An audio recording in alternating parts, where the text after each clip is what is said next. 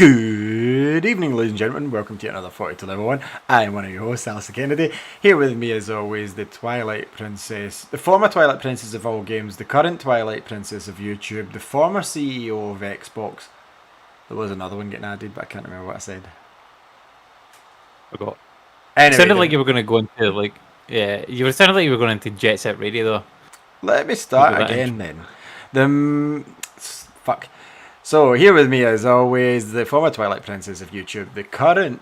No, Andy, he's here.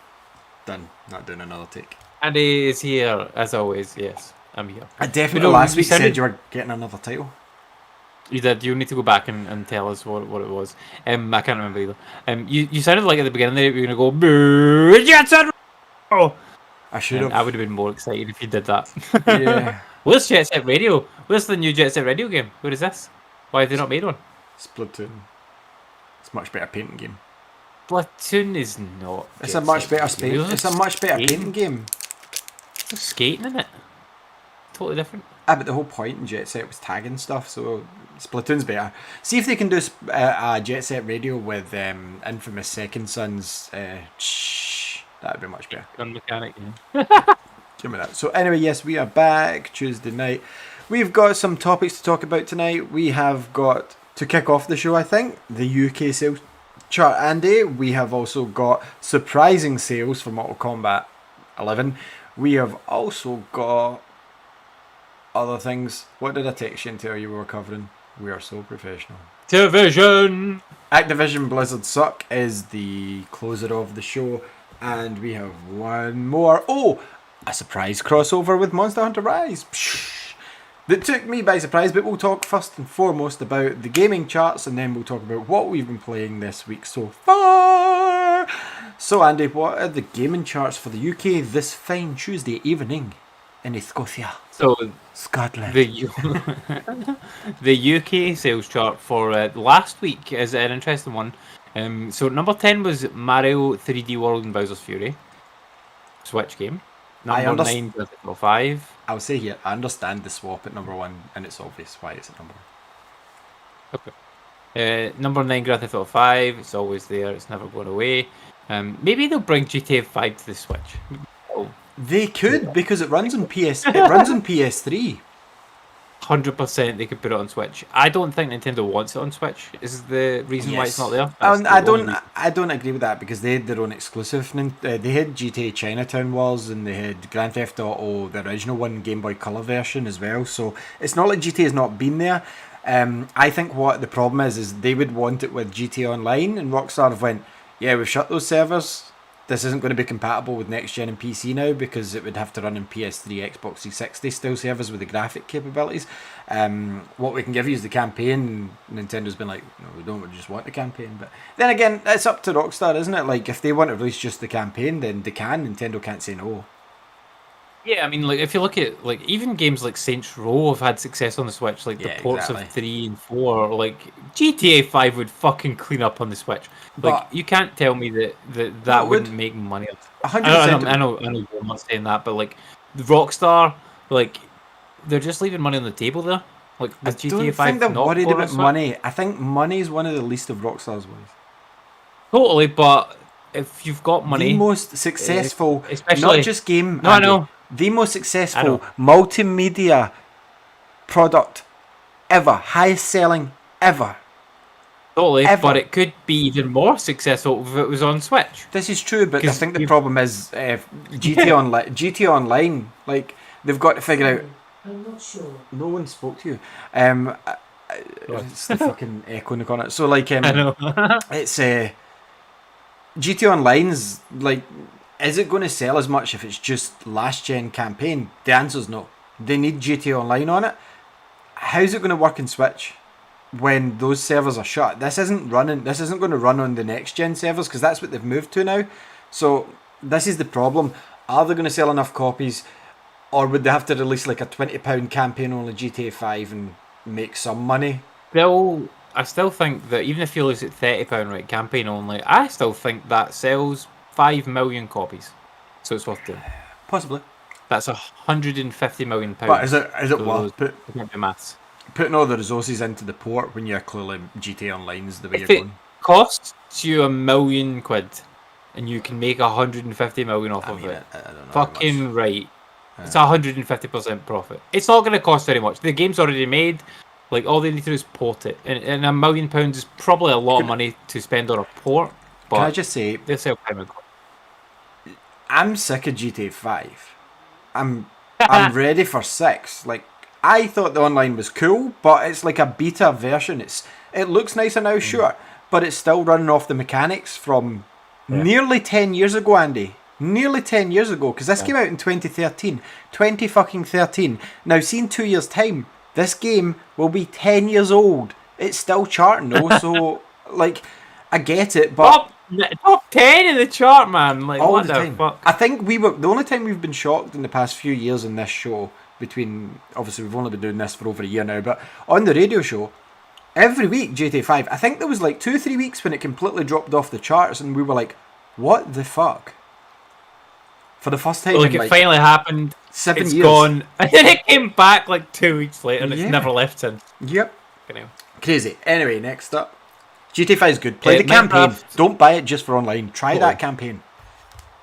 Totally. I don't like the online that much, but the campaign's fantastic. Like, if you haven't played it, definitely play it. Not enough story in online for me. Not enough story. No story. Just, like, there is, just doing races and shit. Like, oh. There's more to it. There's more to it now. You played it back in the day. I played it on PS4 like last year. We played it and we You were did trying to nothing. get We tried to buy an arcade heist. and we couldn't figure it out and we went, do you know what, enough's enough. But there is story added to it now. They've added like cutscenes. You can now rob stuff. You can plan properly and do things, but it's not interesting enough to me. I'll buy GTA 6 day one. I want to play the campaign and I'll try it online. Trust me, that is not coming anytime soon because GTA 5 isn't even out on PS5 yet and it's coming. No, I'm not holding my breath for it, Andy. I am aware this is at least 5-6 years away. Even though these people like it's Vice City 2. Here's one misstep they made, Andy. Do you want to hear the misstep they made with misstep to me and many people? It's clear to me like at this stage that Midnight Club's gone, right? It's not coming back, and I love that franchise. See the latest update. It's all about tuner cars, races, doing up your car. Why didn't they just call it Midnight Club? GTA Midnight Club, and just call that the DLC instead of tuners and hot things. You own the fucking license. Throw in Midnight Club. Look at Ubisoft. You turn around and they've got a fucking match 3 game with Sam Fisher in it, so why not use your property as well? That would have been cool to me. Makes sense. I would have played GTA if they'd called Tuners and whatever it's called, Tuners and Imports or something, DLC. If they'd called that Midnight Club, I would have jumped back in. Don't get me wrong, I've been going on PS Plus every month and banking my 1 million because, money's hard to come by in that sometimes. So I've been banking my 1 million, so the next time I log in, which will be well after... The only reason GTA is not on my hard drive is because of the PlayStation 5 storage, right? So... once that expansion comes, I will play it. I will definitely play it.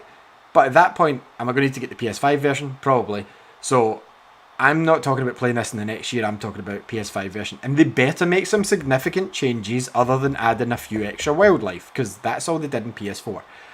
I don't think they're going to make very many changes. It'll be graphical. It'll be like maybe 60 FPS. But my biggest issue again with this game is the controls. They're dated controls now. Yeah. So update if they say they've updated the controls, Andy, could be worth it. But again, I don't want to divert because this is just the charts. They should have called this DLC Midnight Club, and I would have been like, Midnight Club Los Santos. There you go. Just saying, named it for you. Okay, number 8 was Minecraft on the Switch. Minecraft is Minecraft, keeps going forever. Number 7, Animal Crossing New Horizons, same deal, keeps selling well. Number 6, Spider-Man Miles Morales. This is again, I think, a sign of PS5's being out there. Restocking. Buying that game for that. And I've seen quite a few people on Twitter this week getting PS5s. Like, oh, finally got a PS5, and like they're not. These people are not people that have bought it from scalpers on eBay or whatever. They bought it like legit. Argos restocks. Like Argos. A game or whatever. Number 5, Mario Kart 8 Deluxe. like Switch games just fucking sell. Like, it's Do you know just what? nuts. Can I just say a message to the people buying Mario Kart? Stop. I'll loan you all my copy. You can pass it about yourselves. I need Mario Kart 9. Like, I played this on the Wii U. Like, played it, completed it, finished all my cups gold. So, I bought this out of, like, obligation. You buy a Nintendo product, you own Mario Kart. And I've not put any time really into this game at all in 3 years, but I'm not trading it. Like, this is a game that gets traded when the next Switch comes out, like the Switch 2. I'm not talking about the OLED. So Yeah. stop buying it. Let them make me Mario Kart 9, please. I think Mario Kart 8 on Switch I've put about 10 hours into, and that's mostly just playing multiplayer with the Wii one.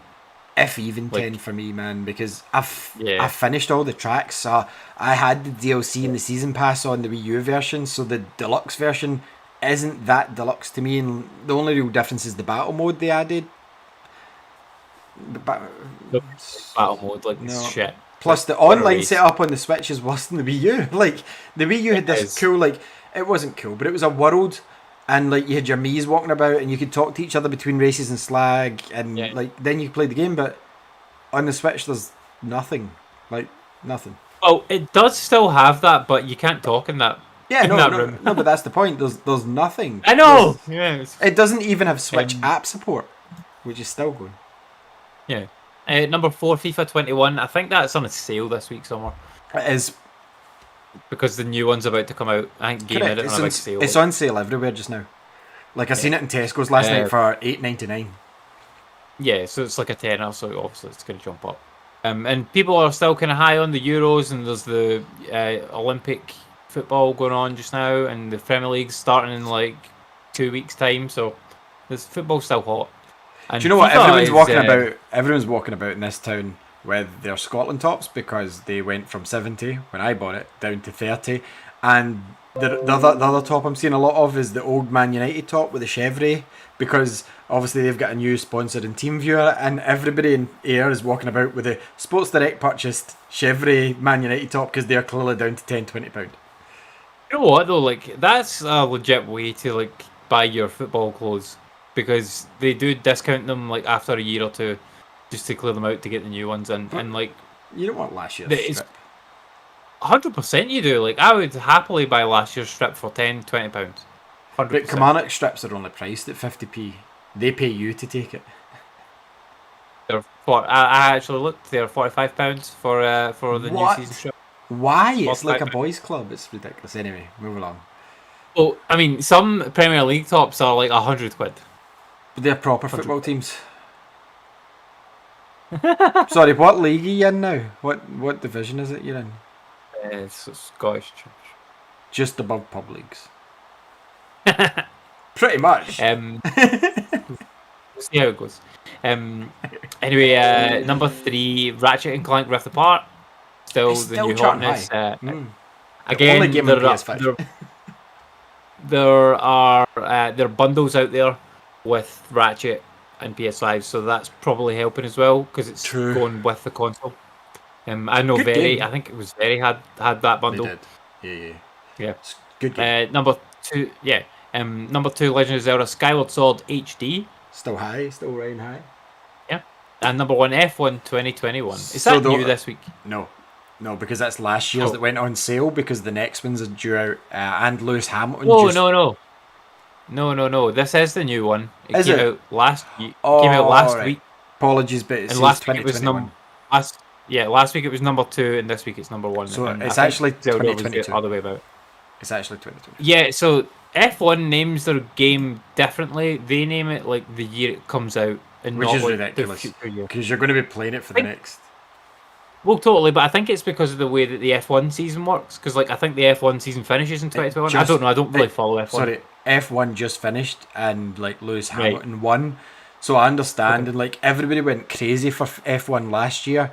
So I understand why this overtook Zelda this week, and plus it's out in multi-format, whereas Zelda's. Do you know what? Oh, totally, yeah. Do you know what I don't get then about the F1? Like, I never really looked into this before about F1.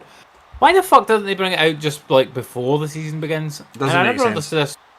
with FIFA either. Like if they bring it out after in PES too. Like why did they bring it out after the season? People are like hyped for football, like So like transfer window and you're like right, because when the season starts. basketball's out just at the season start. Ice hockey's out at the season start. Yeah. Makes no sense for football to come out when it does. It's like, No, like because it's August the sorry, season what's starts PES? normally. What's PES? PES and no eFootball, fucking eFootball. eFootball and FIFA, like I PES think is they're dead. September.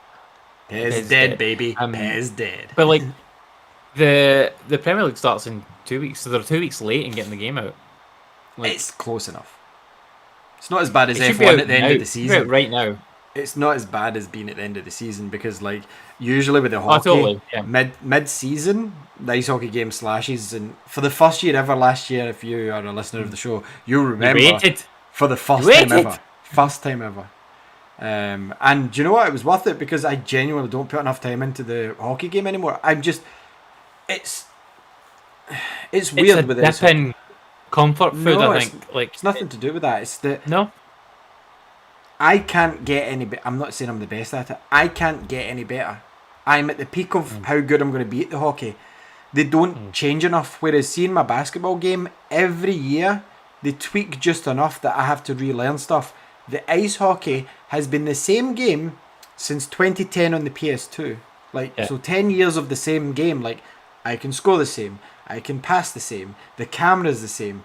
Like, the graphics have got better, but the mechanics, they feel roughly the same. Like, I'm not saying that they're not worse, but I can see improvements year on year with the basketball, whereas the hockey's kind of just tweak it. And I know it's EA, they do this with FIFA as well, but for me, it's just not exciting enough for me to dive in and go, cool. The coolest thing they done was 2 years ago when they added the pond hockey, but that's just the same fucking game with 3 players on a smaller rink. So it's not like they even changed mechanics or added any extra like moves, because there's not as strict rules in pond hockey. Do you know what I mean? Like, there's a referee in it for one, which I would say there should be a referee in pond hockey anyway. I know it's a pond hockey league or whatever, but I love ice hockey.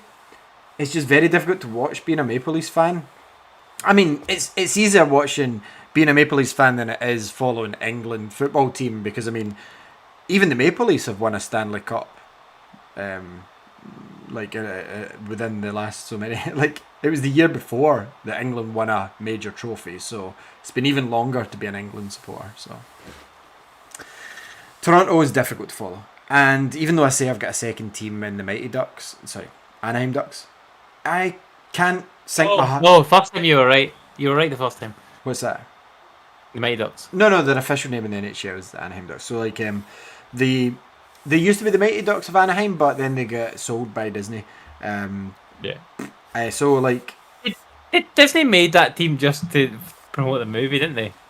They didn't make the team to promote the movie. They invested in a team and named them after the movie for fans, and it works. They've got one of the biggest fan bases. They're a decent team. They're better than the Maple Leafs, but like, if your team gets put out before the playoffs, that's a quarter of your season that you're like, what's the point of me fucking watching, because my team's not there. And I don't. Yeah.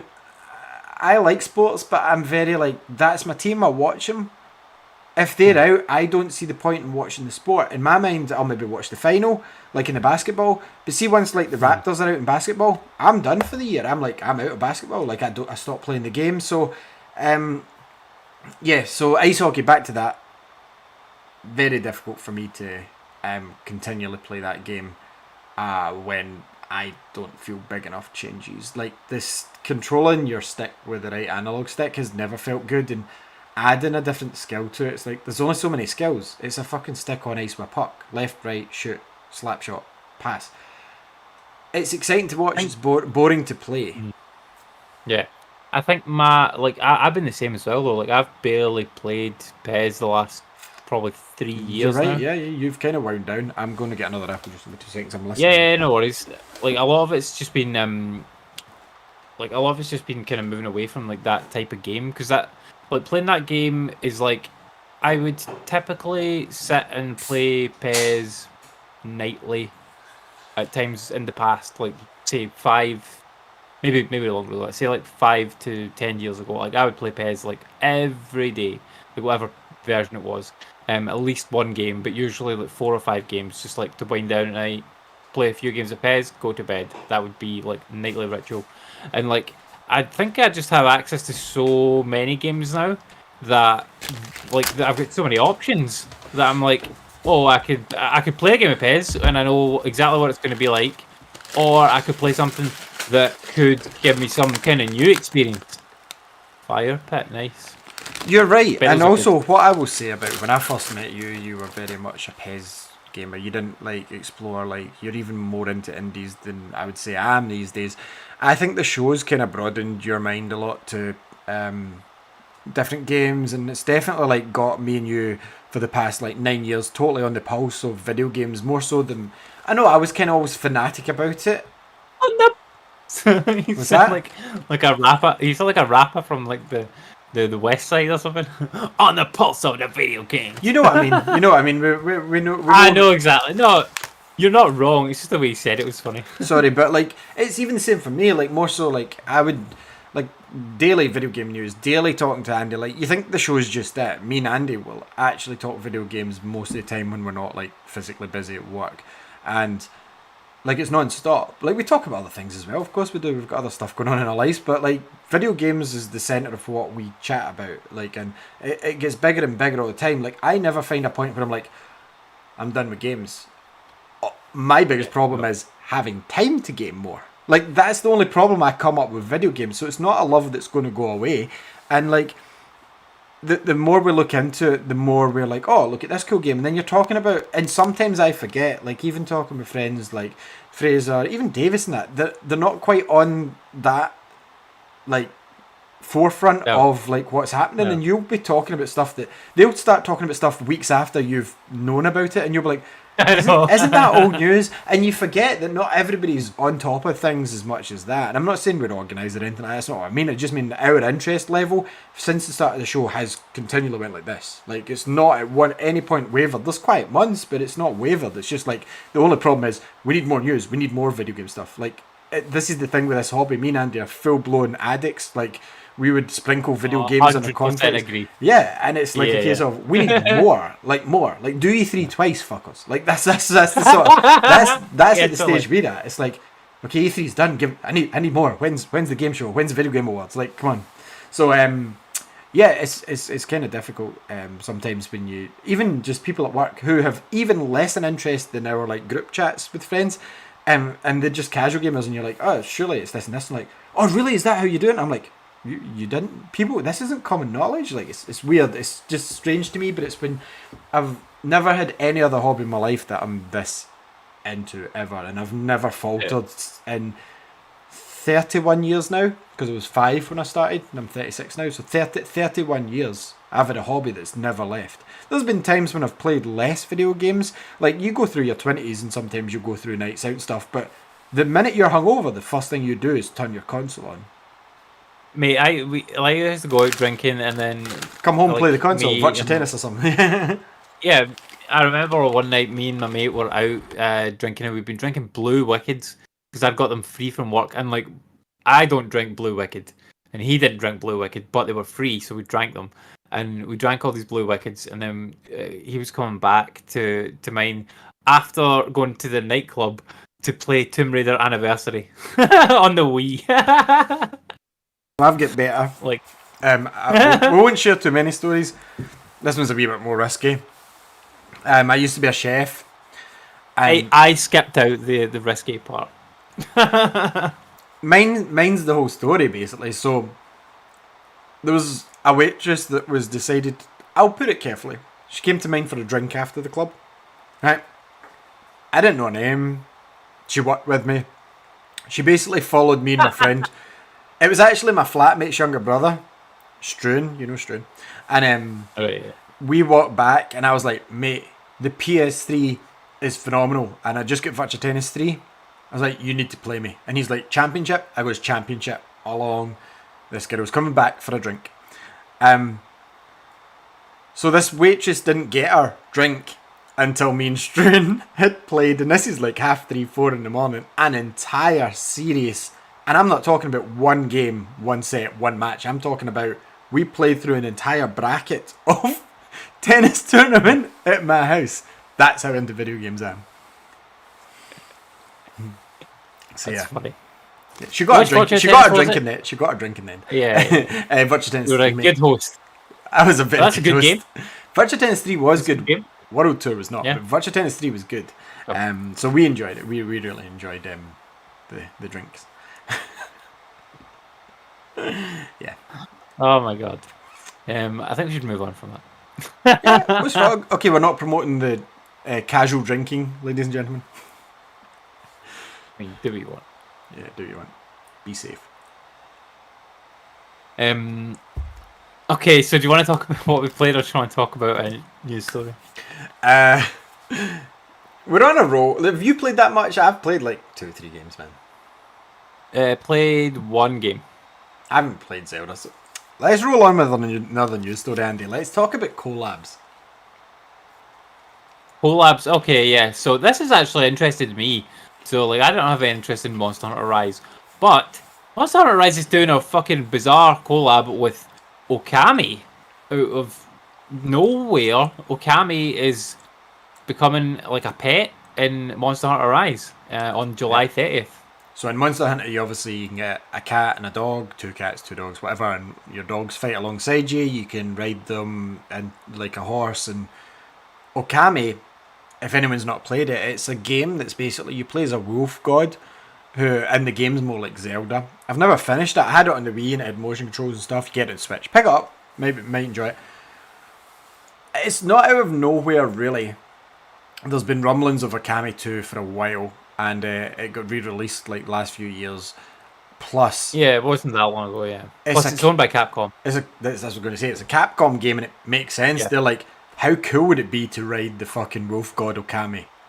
Very. Yeah. The first thing, I haven't been back into Monster Hunter Rise for a while. I checked out the last DLC and I was like, okay, there's a lot more to do. I'll come back to this, but I've completed the main story. Now that they're saying Okami's out in 3 days' time, I'm like, I have to go on and play this in 3 days. Not just 3 days, because it's 28, so 2 days basically. Yeah. By Friday, I'm like, I will play this. Oh, totally. Is this a free DLC or is it a costed one? I think it's a free DLC because it's just like a bonus from a mission you win. So it's basically... Yeah. I'm like, yeah, because it's got the attacks with the paintbrush. When you run, flowers pop up, like in the game.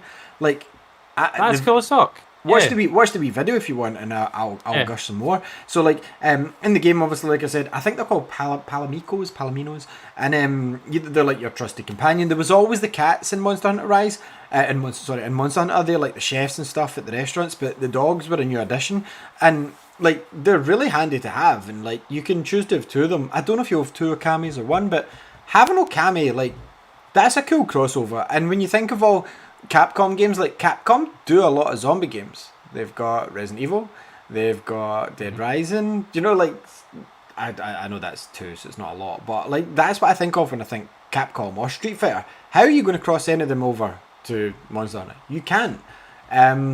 So you go through the back catalogue, Okami 100% makes sense and fits aesthetically. Like, it looks cool as shit. Like, there's even a part where you get the sword, the dog attacks with it, the Okami attacks with the sword from the game. Yep. I've never finished Okami. I probably should at some point because it's very Zelda, very beautiful game. Like, it looks like an old Japanese scroll painting. So yeah, this is Friday. I don't know what more to say. Like, I completed this game. This is the first game I completed this year, and like when it came out, Andy, as you know, I sunk my teeth into it. Loved every minute of it, and I know they're adding more story to it and stuff. So I can't wait. So it's interesting. Yeah, it's interesting to me here. Like, so they're doing this is Capcom Collab 2. What was Capcom Collab 1? I don't know. It's stupid. It was Monster Hunter Stories 2 DLC. Oh, right, okay, that makes sense. But they're also doing Capcom Collab 3 in August and then 4 and 5 in the fall. So there's more things coming for this. And you would assume they kept the best to last. And the fact that they've just went, boom, Okami, and everyone went, I never thought of that, totally makes sense. Yeah, that's cool. Yeah. Anyway, that's on Friday. Cannot wait. I will be up on Friday and I'll be playing that mission. And I'll probably use Okami from now on. Even though I've got kind of the shinobi looking dog that's kind of cool, the kind of Ronin samurai sort of thing. So do you want to talk about Mortal Kombat? Mortal Kombat. Kombat.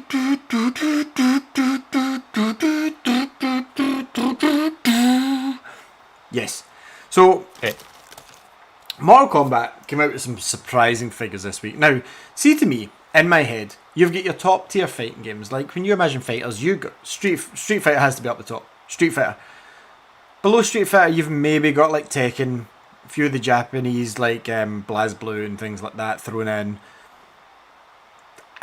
I've always considered Mortal Kombat as kind of a sort of B-movie video game. And I know the movies are B-movies, but you know what I mean? I look at the game as a B-movie game. Competent. I've always thought as Injustice is a higher class of video game. I'm not disrespecting Mortal Kombat. I love it. I've played them all. But yeah, it's just strange the figures that they brought out for this, man. Like, was it 12 million they announced that Mortal Kombat sold? We'll compare them here, right? So Mortal Kombat sold 73 million units, Andy. 73 million. In comparison, Smash Brothers, one of the biggest selling games of all time, 65.1 million. These are correct as of like March, April 2021. Smash Brothers, 65.1 million. Tekken, 51 million. Street Fighter, 46 million. Now, I've just realised why Street Fighter is so low. Because they're going to be talking about Street Fighter 5, which is only on PS4. No, those are actually franchise sales. Like, so that you wouldn't believe that. Franchise. You wouldn't believe that. You wouldn't, but it is true. I'm surprised Street Fighter is the lowest, not as high. Because Street Fighter, in my mind, is the top fighting game. Yeah, I would agree, but maybe that's what it is. Maybe the Street Fighter is too ingrained in that competition mindset, where people are like, I can't really get into Street Fighter because it's hard and there's a lot of people online that are like amazing at it and it's tournament, blah blah blah. Mortal Kombat seems to have an easier and a good story, single player campaign. It's got a story. Yeah, exactly. It's got a single player campaign and the newer ones now. And like Mortal Kombat 11 selling 12 million of those units. That's fucking baller. Like, that's really good. Yeah, I would have still thought Street Fighter would have sold more. But look at the number of titles. Street Fighter has 5 main entries. Mortal Kombat has you say 5, 11. Right? There's a caveat to that. I know. Street Fighter There's 1. Ultra Street Fighter. Street Fighter 2 had about 6 versions. Street Fighter 3 had 1 or 2. 4 had about 20 editions. 5's already had 3 or 4. But 5 kind of hampered the sales of Street Fighter because it's only been in PS4. And I don't know how Street Fighter 6 is going to work, but I'd imagine that they've got a deal because Street Fighter's kind of intricately entwined with Evo, and Sony bought Evo, obviously. So I've got a funny feeling Street Fighter 6 they'll make that an exclusive because I don't see Microsoft chasing that. I can see Sony throwing money again, going, Sony's the place to play Street Fighter. I definitely can. Yeah, oh, totally. So what I would say about those 4 franchises specifically for me, Street Fighter, like, I don't really like Street Fighter. Not my cup of tea. Tekken, I haven't liked Tekken since the PS2. I've played a couple of the games since then. Didn't enjoy them. Like PS2 era, I enjoyed. And PS1 era, I liked those. Smash Bros, like, it's a pick up and play now and again game. It's still good fun. I have enjoyed playing bits and pieces of it. Mortal Kombat though, like, I would agree it's probably, like, out of those 4, it's probably the overall best one because it has a single player proper campaign. Tekken, no. Smash Bros, no. Street Fighter, no. Single player fucking sells. Even in a fighting game. Tekken 7 has a single player campaign. That's it? Well, I couldn't tell you a single thing about it. I've never heard anyone talk about it. You have, because I talked about it like last week. Well, it couldn't be that interesting. But again, I know it has a VR mode. I would admit, that's exactly what your reply to me was. So I would admit that I didn't even realise that it had a campaign mode. Exactly, yeah. So that means they marketed it badly towards people like us, and who might have been more interested in it with a single player. And here's the kicker, what Mortal Kombat did. Everyone knows the Mortal Kombat movie in the 90s sucks, but it's got one of the best soundtracks for any film ever, right? They used the theme song from that movie to promote Mortal Kombat 11 in all their trailers. Mm-hmm. They just went, fuck it. We own the license for it. Yep. Nostalgia wins, and it's Mortal Kombat. Why not do a wee bit more tongue-in-cheekness, lean into what the fans love about it, just go for it. We'll do the fatalities, we'll give them a story mode, play the fucking dance song and kids will buy it. 12 million copies later and they were absolutely right. I will say I did not buy Mortal Kombat 11, but I did like play it. I probably think I would probably like it because I played a good chunk of like Mortal Kombat 10's campaign, and I enjoyed what I played of it, and I will go back and play it. I enjoyed it though; it was fine. Okay, but I will go back and I'll maybe play 10 or 11 or something at some point. But like the same teams roughly made the Injustice games, and I really liked their campaigns. And that's more. It more speaks to me because I'm into superheroes and stuff. But it's the same sort of principle. Like they're just not like the superhero characters from the comic books. They're their own like magical superheroes, whatever. Like, because that's what these fucking guys are essentially. They're like gods or superheroes or whatever you want to call them. Like they're so powerful that they're way beyond human capability. What I want to call them is they're the world's greatest fighters summoned to fight in the tournament, and that tournament is known as Mortal Kombat. Yes. But yeah, I think that's good for Mortal Kombat. And out of the franchises, yeah, I would say it's probably the most fun to play on your own. If you're playing multiplayer, I think like on the couch specifically, I think Smash is probably more fun. An online Street Fighter, but there's no guarantee you'll win a match ever. Yeah, you might lose if it's a good match you ever play because you're playing against ridiculous people. That's where the best is the best. The frame counters go is Street Fighter. Yeah, and like that's not what frame counting takes the fun out of the game. Totally, I would never do that. Okay, so there's one more news story to talk about, or do you want to talk about games first? Talk about games first, Andy, because that's kind of a Dougie downer. So let's talk about what you played first. Okay, so I only played really one real game this week. I did try to play another game though. So me and the wee one were wanting to play something yesterday. I was off and we were just hanging out. We're like, oh, let's play a game. So we went and had a look on Game Pass, and we're like, we'd like to play like a co-op game together to like progress and whatnot. So we went and had a look around, and I was like, oh, why don't we try this game, Dark Alliance? Like, I know it's a co-op game. It's like basically you play as like a elf or a wizard or whatever, and you team up and you have to kill a bunch of bad guys. And she's like, okay, that sounds okay, let's try it. I'm like, we can play it for 20 minutes. If you don't like it, then we'll turn it off and put something else on. She's like, okay, that's fine. Because like sometimes she's like that, where she'll just flat out refuse to play a game that she doesn't have any interest in. But if she actually played it, she would like it. But this game actually doesn't have on the couch co-op. Doesn't have local co-op, which is fucking stupid. Like, because I played Baldur's Gate Dark Alliance 1 and 2 all the way through with my wee brother, sitting on the couch on the PS2, played through the entire game, fucking loved it. It was an incredible game. And I'm like, oh, it would be cool to like have that experience with my kid. And it's just not there. Like, there's no offline multiplayer for it. Sucks. Supposedly it is coming, and you can play it online if you want. So like, I could have sent her upstairs to her room to sit and play, and we could have done chat over the headset. But that's not the experience I want to have with this game. I want to have the on the couch experience, like just chilling and playing the game. New is always better, and on the couch is old, Andy. The future is playing online. No, that's a lie, because we did. New is better. We did instead. New is always better, yes. But we did instead play a new game for something that's currently happening right now. It's the game based on the Olympics. So the Olympic Games 2020. Do you know why it's shit? Do you know why that game's shit? Because it doesn't have skateboarding in it, and it's the best Olympic sport that there ever has been. So it doesn't have skateboarding in it, you're right, but it does have a decent selection of the sports in it. So there's like 20 different events that you can do.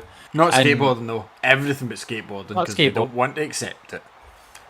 Well, no, but I mean, I don't know. Like, when did skateboarding get added to this? Like this is the first year skateboarding's ever been in the Olympics. Exactly. So like, when they started developing this game, they probably didn't know skateboarding was going to be in it or whatever. I don't know. It better be in the next one. Do you know what? I mean, usually I know what game I want. I will let you speak in a minute. Okay. California Games 3D. Yeah, absolutely, and like that's kind of like what this game actually reminds me of. It's not that though. You're just reminded of the Let simple me speak. buttons. That's it. Let me speak. Yeah, so like this kind of reminds me of California Games or International Track and Field on the PS1. You remember that one? Yeah, Where you had sore knuckles forever with the sock. You have to just exactly. You had to do that, and you could get ridiculous fucking things in that by just mashing the buttons, and you don't seem to be able to get that quite so much in this game, which is good. But they have like sprinting, they have like hammer toss, they have football, rugby, hurdles, swimming.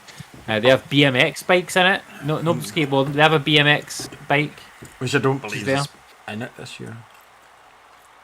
I don't know. Like, I don't know what's in it or not. I don't really follow the Olympics anymore. I didn't I think until they added skateboarding, and Tony Hawk came out and tested the new skate park in Tokyo, and I'm like, what? And I showed it to Lexi, and she went, "Daddy, I want to be a skateboarder," and I went, "You're my child." Like we followed it a few years ago, but like it was at a time when I don't think I was working, and like we sat and watched the Olympics till like 5-6 in the morning. Like the problem this year is it starts at like 12 midnight because it's Tokyo time.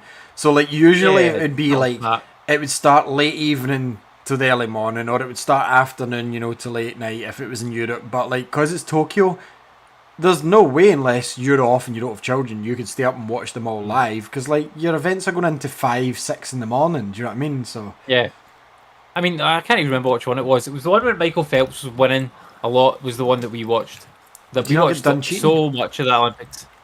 I mean, maybe later, but like he got a lot of gold medals. At the time, he got away with it. And he was exciting to watch. But it was when he was in it that's when we watched it. Whatever year that was, maybe 2012 was that then? Like 9 years ago. Andy, the last time I had interest in the Olympics before they added the best sport in the world, skateboarding, was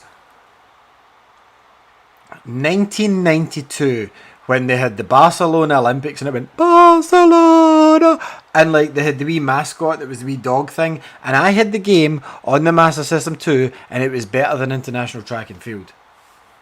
Oh, that's a bold claim. But like getting back to this game, right? This game's not better than International Track and Field. It's not quite as good. Because it's an awesome game.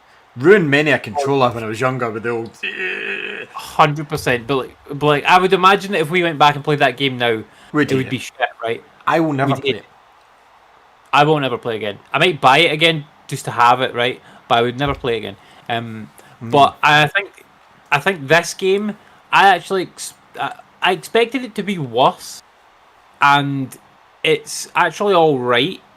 But because it's just all right, it's disappointing. Like, because you're like, oh, they've really almost had something here, and if they'd just gone a little bit more, it would have been fucking amazing. Because they're so close to getting it to that International Track and Field fun level that there's just that wee bit of kind of jank on it. That's like, if they fixed that, then this would have been fantastic. And it's not in every event. Like, some of the events are just pretty much spot on. Like, you're sprinting, you hammer A, and then every so often it will give you a speed boost where you push a button on the D-pad, and that's it. And it's dead simple controls. Like, most of them are just press A, then press A a lot. Or your table tennis is press A to hit the ball. The best table tennis move your character game with in the world left is stick. Rockstar Table Tennis. Sorry, I didn't mean table tennis. I meant normal tennis. But they have table tennis as well. The best tennis game in the world is Virtua Tennis 2. Arcade. On Dreamcast. Arcade. Oh, arcade. Oh, I never played the arcade one. Dreamcast one I loved. My brother almost missed a flight to Malaga because he was almost winning in the arcade on 150p. That was back when it was 50p a play. Yeah, nice. The table tennis, you control it using the sticks, which is weird. You have to aim the stick to hit the ball. It's very strange. Oh, a cat. But there's swimming events, and there's football, and the football is actually almost bang on. For being a simplified football game, it reminds me of fucking Sensible Soccer, but 3D. And again, it's one of them ones where it's you are so close to getting this spot on. If you just removed this little bit of like lag when you're passing and switching players, and the jank, which is there. This would have been phenomenal. Like I'd have bought this standalone, it would have been incredible. But it's not quite there. So, and most of the events are kind of like that. It's like, oh, it's kind of it's pretty fun, but like it's just not quite there. So it reduces the fun level, which is a bit annoying. And we still had fun with it, and I played it with the Wii one, and I played it over the weekend as well with Ian and Mark. It's on like a free play thing on Xbox just now. It's been on PS Now for a while. Yeah, maybe been on PS Now as well. But it's quite a fun like kind of party type game for something a bit different. Like it was nice to have a break from playing Fortnite all the time. Yeah, I think I'm over Fortnite at the moment. I like the characters that I have in the game. I will say this. Yeah, not created by Fortnite, but yeah, you like other properties. Easy. Yes. But yeah, that Olympic game, free to try, well worth playing a couple of rounds of like the Olympic game. Don't buy it though; it'll be on sale in like a few weeks for like. Oh no, don't buy it. But like, it's cool that it's free. I think it's cool that it's free to play right now while the Olympics is on. I don't know how long this free to play thing lasts, but it's cool that right now it's free to play. And yeah, it's called 2020. It's 2021. What can you do? I never played the Mario one. Did you play the Mario one? I played the one on the phone. Didn't play, the one in the Switch was meant to be really good. And do you know what was cool about that? Where you could make it 2D mode, like International Track and Field, and it turned them into like the 16-bit sprites, the characters. Oh, yeah. I really do want to try it. My only thing is, I would hold out for a sale, but I've got a feeling that because it's a Sonic Mario game, this isn't going to drop. Nintendo, yeah, no, not anytime soon. This one might go down a little bit, but not that much. Sonic is in this game, the official Olympic video game. Yeah, but he's Sonic like a mascot. He's like a dress-up mascot. Oh yeah, you put his costume on and you're fucking Sonic. You're like a giant Sonic man. It's hilarious. But no, I would much rather play the Mario and Sonic at the Olympics because like the 2D mode looks awesome. Like the 16-bit Robotnik, the 16-bit Sonic, 16-bit Mario running next to them. That's cool to me. And plus, those games are always fun. What was the one?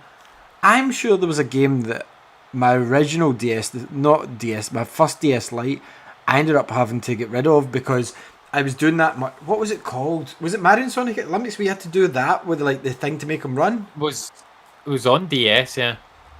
And that was Mario and Sonic at the Olympics, wasn't it? Yeah. That was a fucking good game. I don't know why I haven't bought the new one. They're good. The price, like I don't like paying £40 for a game like that. Oh, is it 40? Yeah, I haven't looked.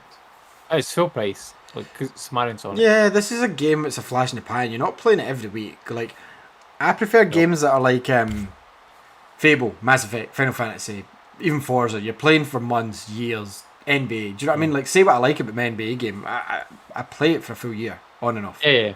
I ain't played Mario and Sonic for longer than a month. So, bring back Blockbuster. Let me rent it. I don't mean rent it online. I know there's shops that do that. I want to go to the top of the town into Blockbuster and go gaze it for a couple of nights, mate. It's gone, Ali. You need to let that one go. I did download another game on my PS5 this week, and I only want to mention it because PS5 has this issue just now, and it might dovetail into what you're maybe going to talk about. PS5 has an issue just now in the fact that it has no games out apart from Ratchet and Clank, and none for the next 6 months at least. Yeah, and I'm not interested in Returnal. I'm not in the mood to play Demon's Souls. Horizon is not coming this year. It's nearly August and they've not mentioned it. Yeah. So, like, I had a look on my PS5, and out of all the games that I had currently right now installed on it, because I put Ratchet aside for the moment, I had one PS5 game installed. Sorry, two. One's Astrobot that I've already platinumed and probably won't play again, and the other one's Disco Elysium that I need to be in, like, I need to have some time to dedicate to that game. About it in Switch. No. I'm 100% happy with having it on PS5. But I'm like, I have two PS5 games installed in this. Every other game's PS4 game, right? And in most use case scenarios for regular people, not an issue. But in my use case scenario, I actually cannot play the PS4 games when my kid is playing a PS4 game on her PlayStation because it does not allow me to do so. Does not allow me. Which is fucking stupid. Absolutely stupid. I understand if I'm playing on a PS4. Like, you can only have one active PS4 at a time.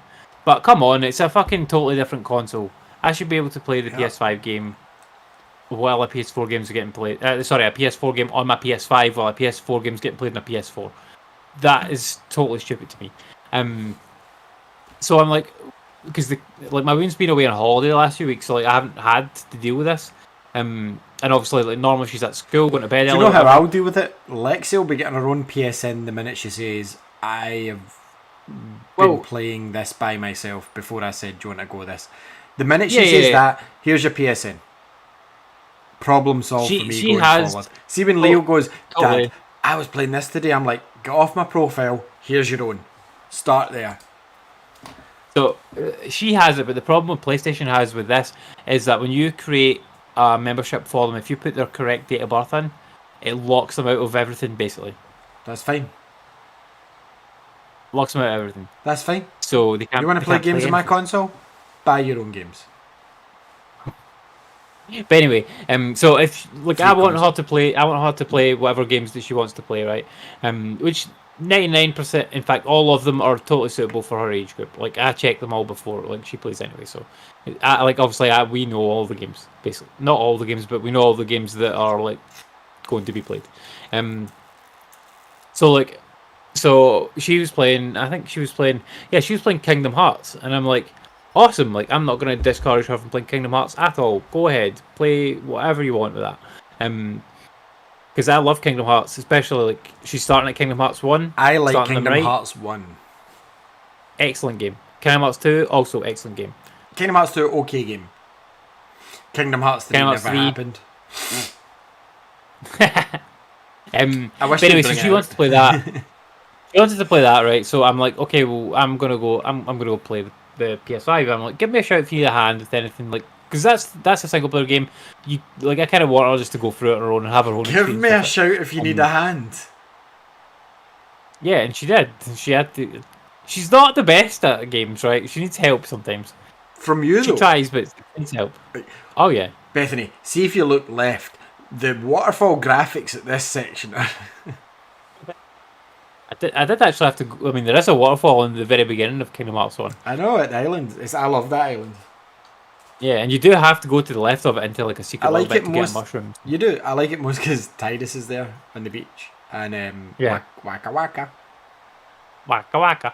And Selfie's there as well from Final Fantasy 8 Indeed. for some reason. It's and like then two people from Final Fantasy 10 and one from 8. And then you get Squall, but he calls himself Leon for whatever goddamn reason. He calls himself Leon in Kingdom Hearts, but it's fucking Squall who hangs about with Aerith or Tifa in the first town, remember? I can't remember. Or is it Yuffie? I didn't see that. I think it's Yuffie. Somebody. And it's like, it's fucking Squall. He's got his gun blade, he's got his furry fucking leather jacket. Yeah. It's Squall, and he's like, "Hi, I'm Leon," and everyone else is like, "No, you're not." I don't think they ever explained that either, and the Final Fantasy characters just went away and they never bothered explaining anything about it. So that's what was the worst thing about 3. Yeah. Anyway, so she's playing Kingdom Hearts, and I'm like, okay, I'm gonna play on the PS5. But then I'm looking through, and I'm like, I can't play any of these games because they're all fucking PS4 games. Like, I've got an option of Disco Elysium or Astrobot. So I went and downloaded Spider-Man, because I have Spider-Man remastered on PS5, and that's a very straightforward game where if that situation happens again, I want to play on PS5, I can jump in and I can do the challenges that I'm missing to go and get the platinum. So I did that, but I did not play that. I just downloaded it. I am hyped though for is it today, tomorrow? I can't remember. I think it's today. That it comes out. Microsoft Flight Simulator. I'm installing it as we speak. Yeah, it's out on Xbox, and I'm looking forward to playing it. I think it's going to be cool. I want to try it. Yeah, for sure. I don't think it's going to be like a game I'm very into, and I'll probably Firefly, bang bang. That was what Andy was doing there. I was bang bang. Sorry, I was sneezing. I have hay fever. I was sneezing. I like them.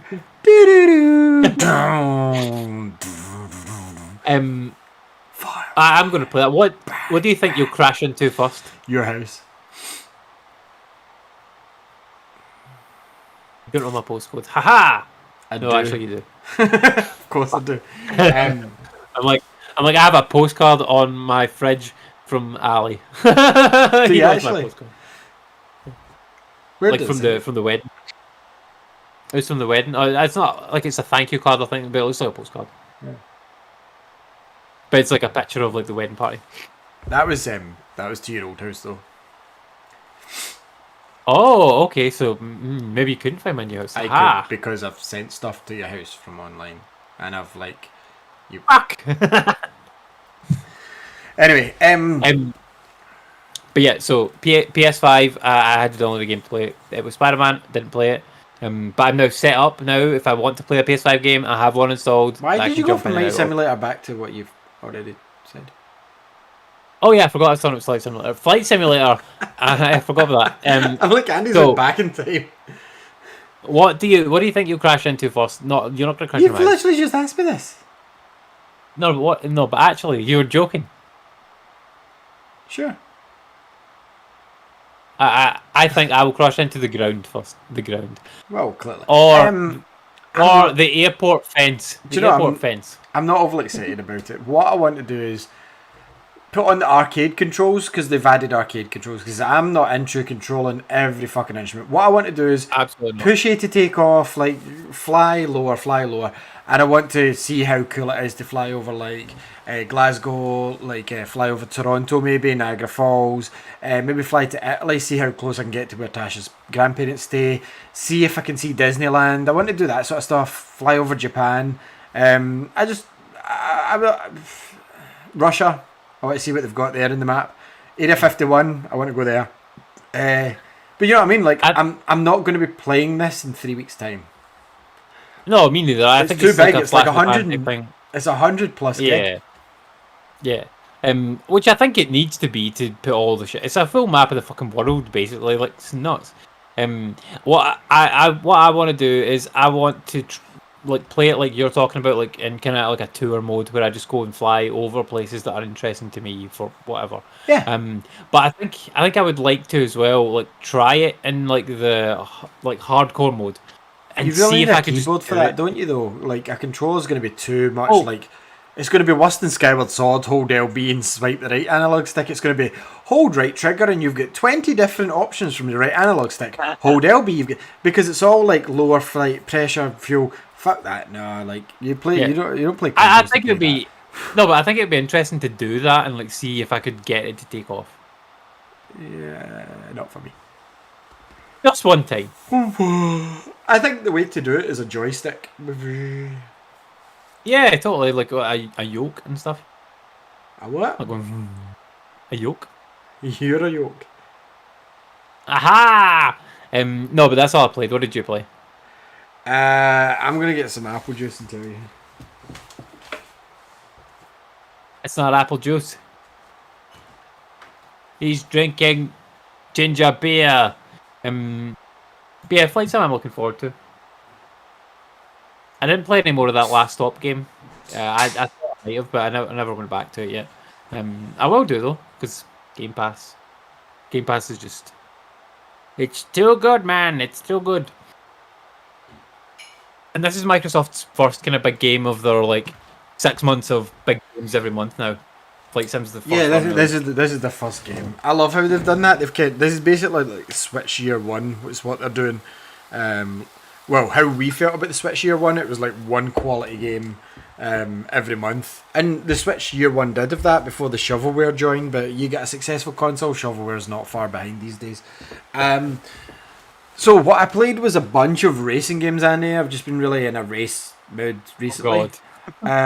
So I actually played, I'm going to link it into my PS5 chat. I'll do that at the end actually of what I'm talking about. So I played Need for Speed Payback, right? Because someone said, oh, you like the Fast and Furious, don't you? I went, yep. They went, oh, what are you playing? And I say, well, I usually play just Forza Horizon, that's my jam. They're like, "Oh, did you play Need for Speed?" I went, I played a bit of the new Heat. I kind of gave up. Oh, try Payback. Oh, the story, so Fast and Furious, you love it. I went, okay. Do you know what? See if somebody tried to make like a B movie rip-off of the Fast and the Furious, which in itself is more or less a B movie when you look at it, even though it makes billions of dollars. That's the only B it knows these days. It is shit. Like, it's so last gen, it's unreal. Like, Need for Speed, I don't want to push, like I said before, Andy, I don't want to push X or circle and my car goes like that. I want to push a button that is my handbrake and slowly tweak it so that I can drift or skid round a corner. When you're pushing one button to basically turn fucking 90 degrees, it's like unrealistic, and like there's arcade and there's taking the piss. So the story is kind of shit. You end up, it's the problem is the setting's cool, right? You're in like Vegas, and you've pissed off like a big syndicate of gangsters, and you've got to bring your old team back together and stuff. So all that's all fair and well, right? But half the fun, like Need for Speed pioneered it, Need for Speed Underground, was customization of street cars, like tuning them up, blah blah, like tweaking things, like giving yourself different suspension, race differentials, turbos. Like, this game, you can do that, but instead of buying the items you want from a garage, like I was doing just before I came on the show, and going, yeah, I want this here, I want this here, I don't want it to have that. It's like after every like challenge you do, which these are all fun. It's like an open world map in Need for Speed. It's like jump up a ramp, or like crash through some things, or run past a speed camera at 100 miles per hour. You get like, I think they're called speed cards. So like, it's not like you can go to the garage and do anything more than like kind of basic customization on like your vinyls and stuff. All you get is like, oh great, you've won this card. Like, flip a card, 3 of them. And it's not, you don't pay to win. It's not like Ultimate Team cards or anything, but it's like random. Like, oh great, you've unlocked a new exhaust. Do you want to apply it? I'm like, no, I want to fucking just pay money and buy a new exhaust. I don't want to fucking flip a card over. That sucks. Like, why they did that, I have no idea. Because Need for Speed Rivals, the one before it that I got, I think it was launch PS4 or close to, it had the garage and you could just tweak your cars. Like, I'm not talking about Gran Turismo, Forza Motorsport style level of like how high do you want your springs, like how much do you want the turn into.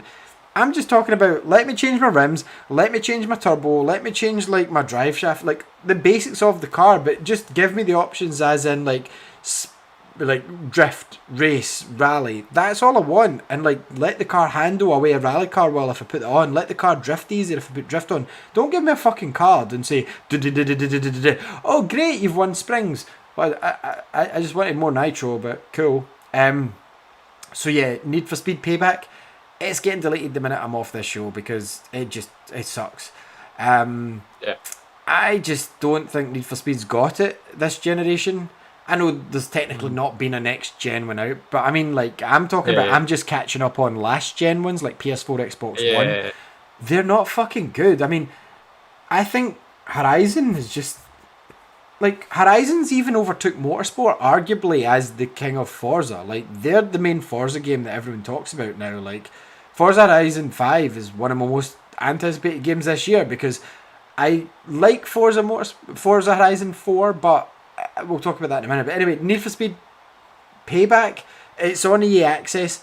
If you have to play a Need for Speed game, play Heat, the new one. The new one's okay. It's not great, but anyway, we've spoken before, Horizon's far better. So, talking of, I stayed up till like 2:30 last night, Andy. And it was Ross's fault. Ross. I wasn't talking to him. Were you playing Ross? Nope. Wasn't texting him, wasn't chatting to him. So, Forza Horizon after 2 became very open world. You've got online presence from people, you can drive past online players, play them. However, they had this thing, if you remember, cast your mind back a few years, because do you know what I only fucking realised? Forza Horizon 4 came out in 2018. It's still a new game to me. Like, I always thought Horizon 5 was too soon, right? And when's it out, Andy? September, October, roughly? Right. Horizon 4 came out in 2018. Is So that's 19, 20, 21. It's 3 years old now. And I loved it because it was in Australia. Horizon 4, set in Britain, too realistic with the weather. It's like, it's not fun to drive here most of the time. It is not great on the roads there. Do you remember in Horizon 3, Andy, I get addicted to a thing called Road Discovery, where it's basically... Remember I had the idea for my app as well, and you said it would be illegal, where like you drive down a road, it goes, great, road discovered, you've driven that entire road. No? Oh, yeah, I do. So like, say I drove down your street, it would mark it as white on the map, and it's like, area discovered. So, Forza Horizon 5, I got addicted last night. I've been playing it here and there in dribs and drabs since it came out. I've never really got into it as much as 3. And as you drive down a road, it's like 20 out of 500 odd roads discovered. 21 out of 500. It keeps going.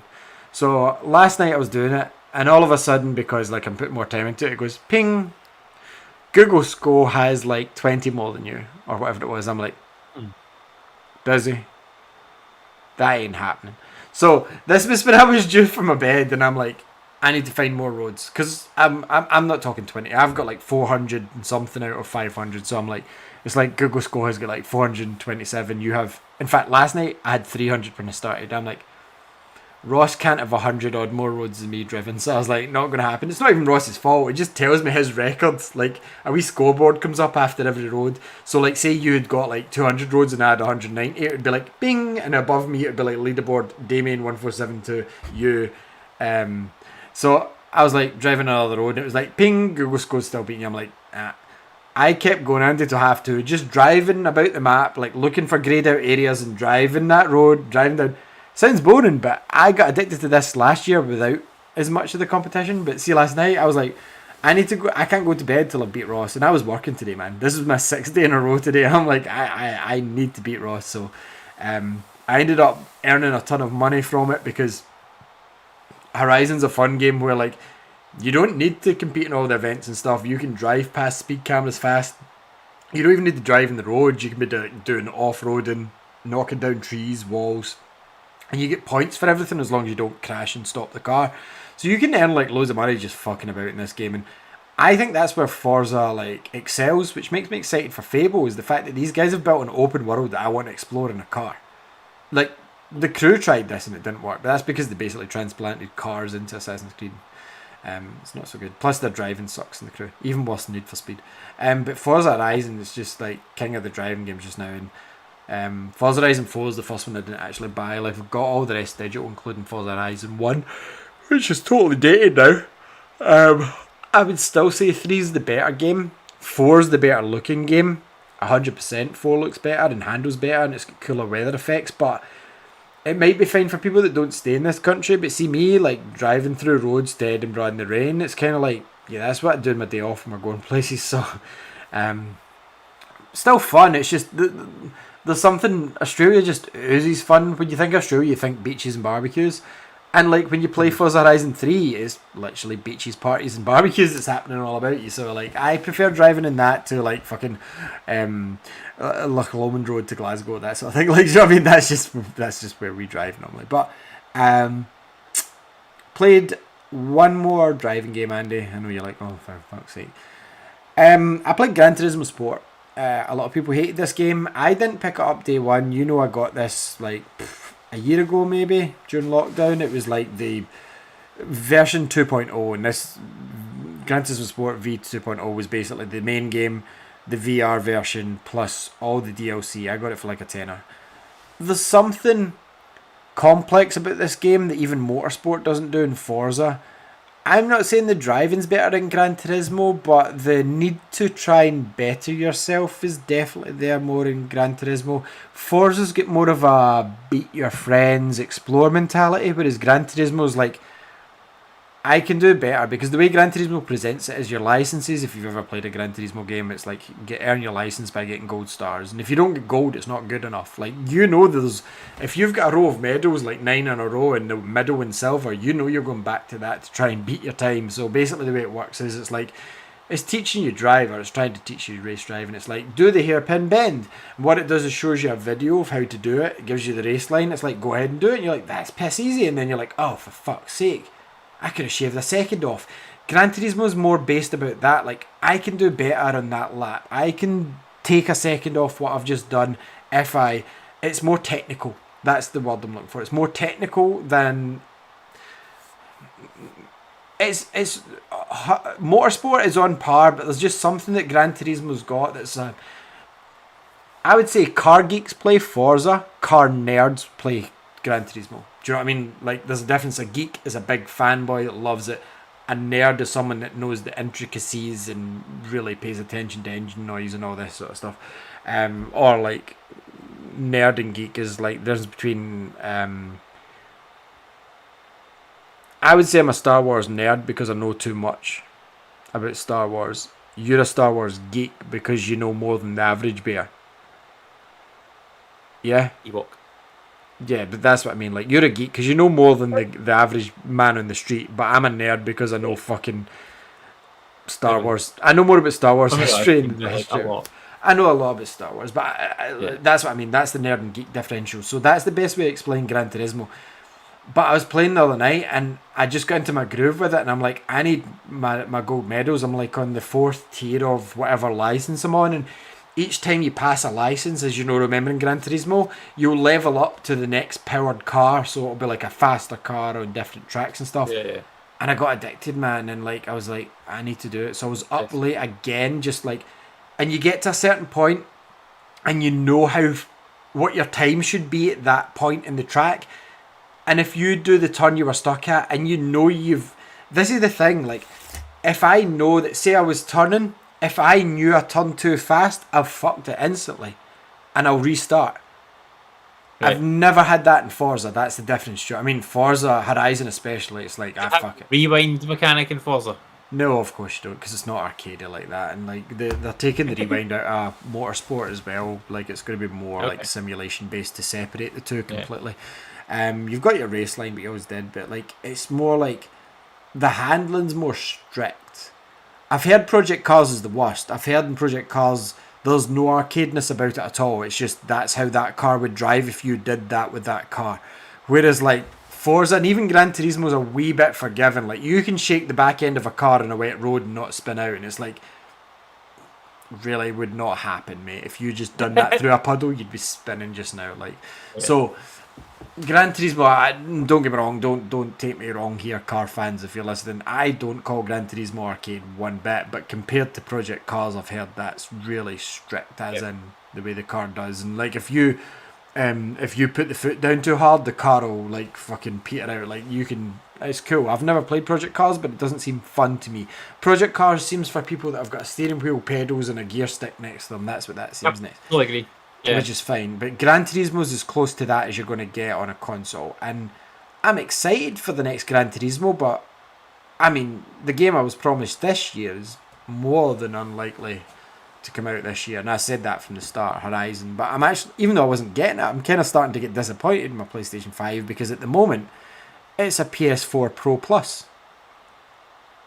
Like, if I'm not in the mood to play Ratchet, and you're not always in the mood to play Ratchet, I'm not saying it's a bad game, it's like you chip away at it, you're like, I'm in the mood to play Ratchet.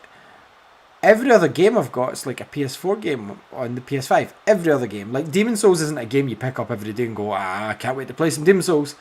You know, so I've got nothing on it. I'm like, Resident Evil 8 is different, but again, Resident Evil 8 is a PS4 game. Really. It's an like, this is what I mean, there's fucking nothing. I'm thinking about it, I'm like, my PS5's upstairs anyway because Leo's been grabbing cables, and if that falls on him, he's dead.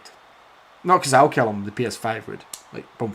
Yeah, squash him. The problem with the PS5 for you is, though, that it's too heavy to like cart about and easily set up. Yeah, like, so this is what I mean. Get it down and set it back up. It's a pain. Exactly. So the other night, I took the PS5 and the Series X upstairs, mostly because when the grandparents, I'm not saying the grandparents are careless, but they're less switched on than me and Tasha. They're not as fast to move if it goes near them. So the nights that they're in, I'll take the console upstairs, put it in the cupboard. So took the PS5 up, took the Series X up. I came up the other night and I went and left the PS5 and went, I ain't taking both these back down again. Fuck that. Series X, I just picked it up, took it down. It's portable. It's big, but it's not heavy. PS5, not that big, yeah. I went, oh, fuck this, do you know what? You can stay up there. I don't have anything to play on you anyway. And then I went, do you know what I nearly took downstairs instead? My PS4 Slim, because you can carry it with a hand. And I'm like, I'm only playing PS4 games just now anyway, so what's the fucking point in having the PS5 down there? And that led me going, do you know what? And I get your point the other night, because Andy and me, obviously, like, we're talking off the show, and he's like, I said I was going to sell my PS5, and he went, you're okay. And I explained why, and he went, I see your point, but you know you won't be able to buy one retail. And see, this year, I love the PS5 for certain reasons. I think it's a great console. I just think it wasn't ready for the games, or the games weren't ready for it. It's got a big issue here. And the funny thing is, for the last 5 to 6 years, all us Xboxers have been hearing from Sony ponies, including Andy, so where's your games? Where's your games? Don't have any games. Don't have any games. And I'm like, yeah, you're right. Xbox One was kind of dry. But guess what, fuckers? They took this generation seriously, whereas Sony were sleeping on the couch going, it's fine. I've already phoned in sick. The boss knows I'm not coming in this weekend. That's what Sony done this generation. They've phoned it in slightly, and they've went, we'll coast. As far as the exclusive games go so far, right? Like on Xbox and on PlayStation. Yeah. I've completed the Medium on Xbox and loved it. Thought it was great. You did exclusive like Xbox Series X, an X game. And Ratchet, I really liked it, but I would say I probably enjoyed the Medium more than what I played with Ratchet so far. Now, I've not played that much of Ratchet, maybe like 5 hours, but so far Xbox is winning in that front. Because I thoroughly engaged with the Medium, and I played through it. Full game in 2 days. It's not just that. It's you've got Game Pass. Sony won't admit it. So Game Pass is killer because sure they can go. Sony go. We've got PS now. It's like sweet, cool. How's your PS3 era games doing? Because we've got 360 ones on Game Pass. But anyway, above and beyond that, day one Xbox games midnight release date. Some of them are deluxe editions like Gears. Gears last year was the deluxe, or 2 years ago. So was it last year? It was deluxe version. Deluxe. Whatever. 65 or £69 day one version. Like day one, like you got all the DLC and stuff. Like reduced rate if you decide to buy it, and it's going to leave Game Pass. But they've said all exclusive games are not leaving Game Pass. So PS5, you can't even compare now to it. Even though they say they've got it, you can't compare it. It's not comparable. The game selection's not there. So that relies on faith and exclusives.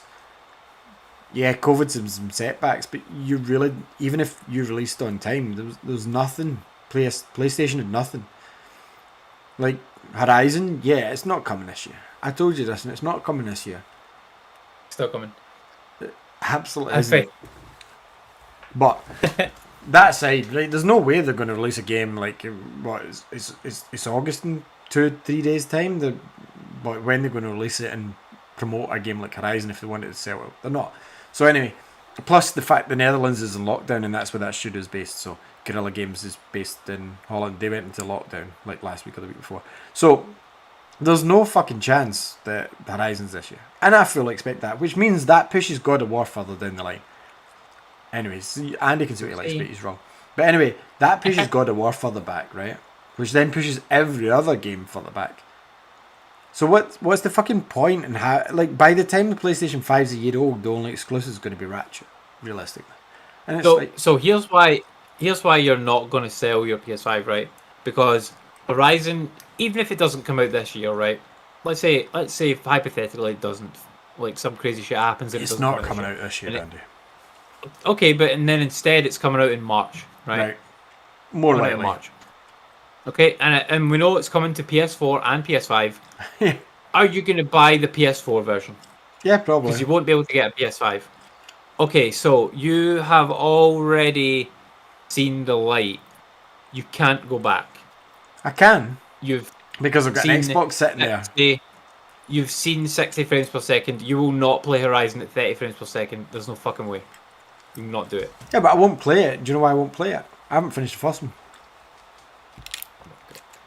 So it's not even exciting for me, Horizon. I'm not saying it's not a big game and I'm never going to get it. But what I'm saying is I can't be hyped for a game when I haven't finished the first one. I just can't. I know the first one's good, and I know the second. Finish the first one. It's amazing. I've got a show to do just now. Anyway, so like, I'm not saying it's not No, amazing. no, it's not. Go and play it right now. I'm not saying it's not amazing. I'm not dissing Horizon. Yeah. I never have. But it's just, this would be like if I hadn't finished Breath of the Wild and like Breath of the Wild 2's out next month. I'd be like, I haven't really finished that one. Because these games come out at the same time. But like, even Tony Hawk's, right, which I was excited for next gen, I that's one of my, don't get me wrong, 60 frames per second looks smoother. For that game, it's not that big a deal. Last of Us 2, I've still never played in PS5. It looked fine in PS4 on the Slim, because it's still HDR. God of War looks bang on PS4. What else am I playing? Would I cry over losing Demon's Souls? PS4 looked absolutely fine. I've never played it in PS5. Looked absolutely beautiful in PS Slim. So, considering I can make £100 profit off of this selling private, yes, that is profiteering. A year after it's out, somebody's willing to pay that, it's your own fault. It's not mine. Scalping bastard. Scalping bastard. No, it's Ross not. is going to kill you. He's going to kill you. No, listen to me. Like, this is almost a year after launch. Like, Scalping's day one doing it. People, if they really want a PS5, I'm sorry, but if you have the money to buy, if you're saying you want a PS5 and you don't have the money, then you're bullshitting. If you say you want a PS5 and you have the money, you just haven't tried. That's my opinion right now, because I could have bought one on every single wave. Because see, the minute they're announced, I'll click on it. I can add them to my basket. I can always get like the things like we get OLED switches day one. I know you were at work, but I managed to grab two, one for me, one for you.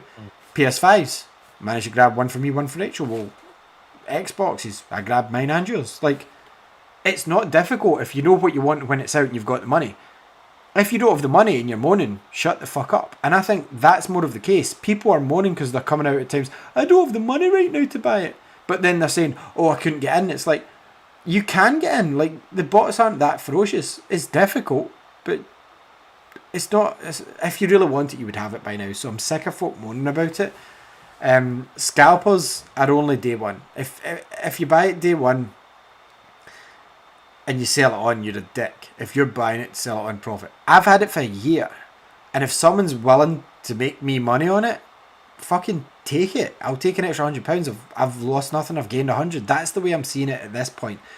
We're 2 months away from 2 months roughly, call this August, right? We're 2 months away from it being a year old, and you're going to give me £100 more than it's worth. Of course I'm selling it, and of course that's not scalping. You could walk in a game shop. Sheffield had them in store the other day. So they're not widely available. I didn't cause the chip shortage in the world. I didn't buy this to profit off of. I bought this to keep. I love my PS5. Do you know what I mean? Like, I really do, but I just can't see the advantage of me sitting on this and waiting until they become widely available next year when all the games come out, and then, like, I've lost the opportunity of selling this. And it's like, the reason I want to sell it as well is the opportunity to make £100. A year after it came out. See, if I was saying this day one, then yeah, I'd be a scumbag. I'll admit that. I'm not taking this away from anyone. I'm providing somebody with something. By the way, I'm not calling you a scumbag, right? Like, at all. I don't call care, myself like, one. do we want? But a year Ross on, will call you a scumbag. Ross won't, because Ross will agree with what I'm saying. This is he fucking went nuts. He went nuts at me. It was day and one. I didn't even do it. I didn't even do it. It was day one and he was being wound up. Ross isn't going to get mad at me anyway. But like, this is a year on, and I have nothing to play my console. And if the second-hand market deems that I can sell this at $550 or more, I'm going to be selling this at $550 or more. If I was selling stuff for a profit, Andy, I'd be selling my Xbox Series X as well, which you can still make a profit on. But I'm not selling this for a profit. No, mainly for a profit. I'm going to make a profit off it. Of course I am. It's a fucking... It's capitalism. Like, your shop is based on that. Like, that's not a slander against the shop. I used to work for it. It's a business model. And I'm not doing this for fucking business. It's like, of course it is. Say you bought a car last year, and everyone's like, oh, we really wish we could have bought that car. Cars lose value. Consoles lose value. A year later, and you're going to give me £100 more than I paid for it day one? Of course I'm fucking selling it if I didn't like it. Why wouldn't you? So it's not the first time in my life I've sold a PlayStation and then got one down the line. Like, if I sell this, then a year and a half down the line, go, guess what? There's a slim 1TB model coming out. That's the one I usually pick. It happened with PS3. It has happened with PS4 as well. Remember, I sold my PS4. Yeah. I was without a PS4 for 6 months. I was without a PS3 for close to a year. For different reasons. For almost the same thing. I mean, if I've got a console and there's nothing I want to play on it, what's the fucking point in me having it? Why have I got this? It's like adding a new subscription. You watch one film, you keep it for 2 months, you're like, why have we still got this? There's nothing coming out that we want. We'll just pick it up next year when there's another one. I'm not saying it's going to be easy to buy another one. All I'm saying is, why am I keeping something that's got a value just now when I could use that money for other things just now? Like, I don't have any, like, and yeah, I've got Ali, but you've got digital games. They're not going to go away. Like, I can play most of them apart from Ratchet on my fucking PS4. Like, and am I worried about Ratchet, or is Ratchet a game like on PS3 when I bought it to showcase it, Cracking Time, I think it was, or whatever one it was? I didn't finish that. I used it to showcase my PS3, and then I went, do you know what? I'll play it later. I bought it fucking about 3 years later, and went, I'll play it now. So, Ratchet's digital. I'm not losing it. This is my point. I don't hate the PlayStation 5. I think it's brilliant. I don't hate the controller. I think the controller is far better than the Xbox One, in my opinion. I think it loads faster. But I've got fucking nothing to load. Like, give me games. Like, see if Sony turn it around and go, I'm going to give it a few weeks and think it over. Because it is, you're right, I might not get one. And you know what I'm like? I'm like, do you know what? I need one. But again, see with if I really want one, the amount of restocks that's happened, it's not like every week. But if you keep an eye on Stocking Form, or there's websites that tell you when it's coming back, keep an eye on them, click link, check it yourself every day, because sometimes these Stocking Form websites don't update all the time.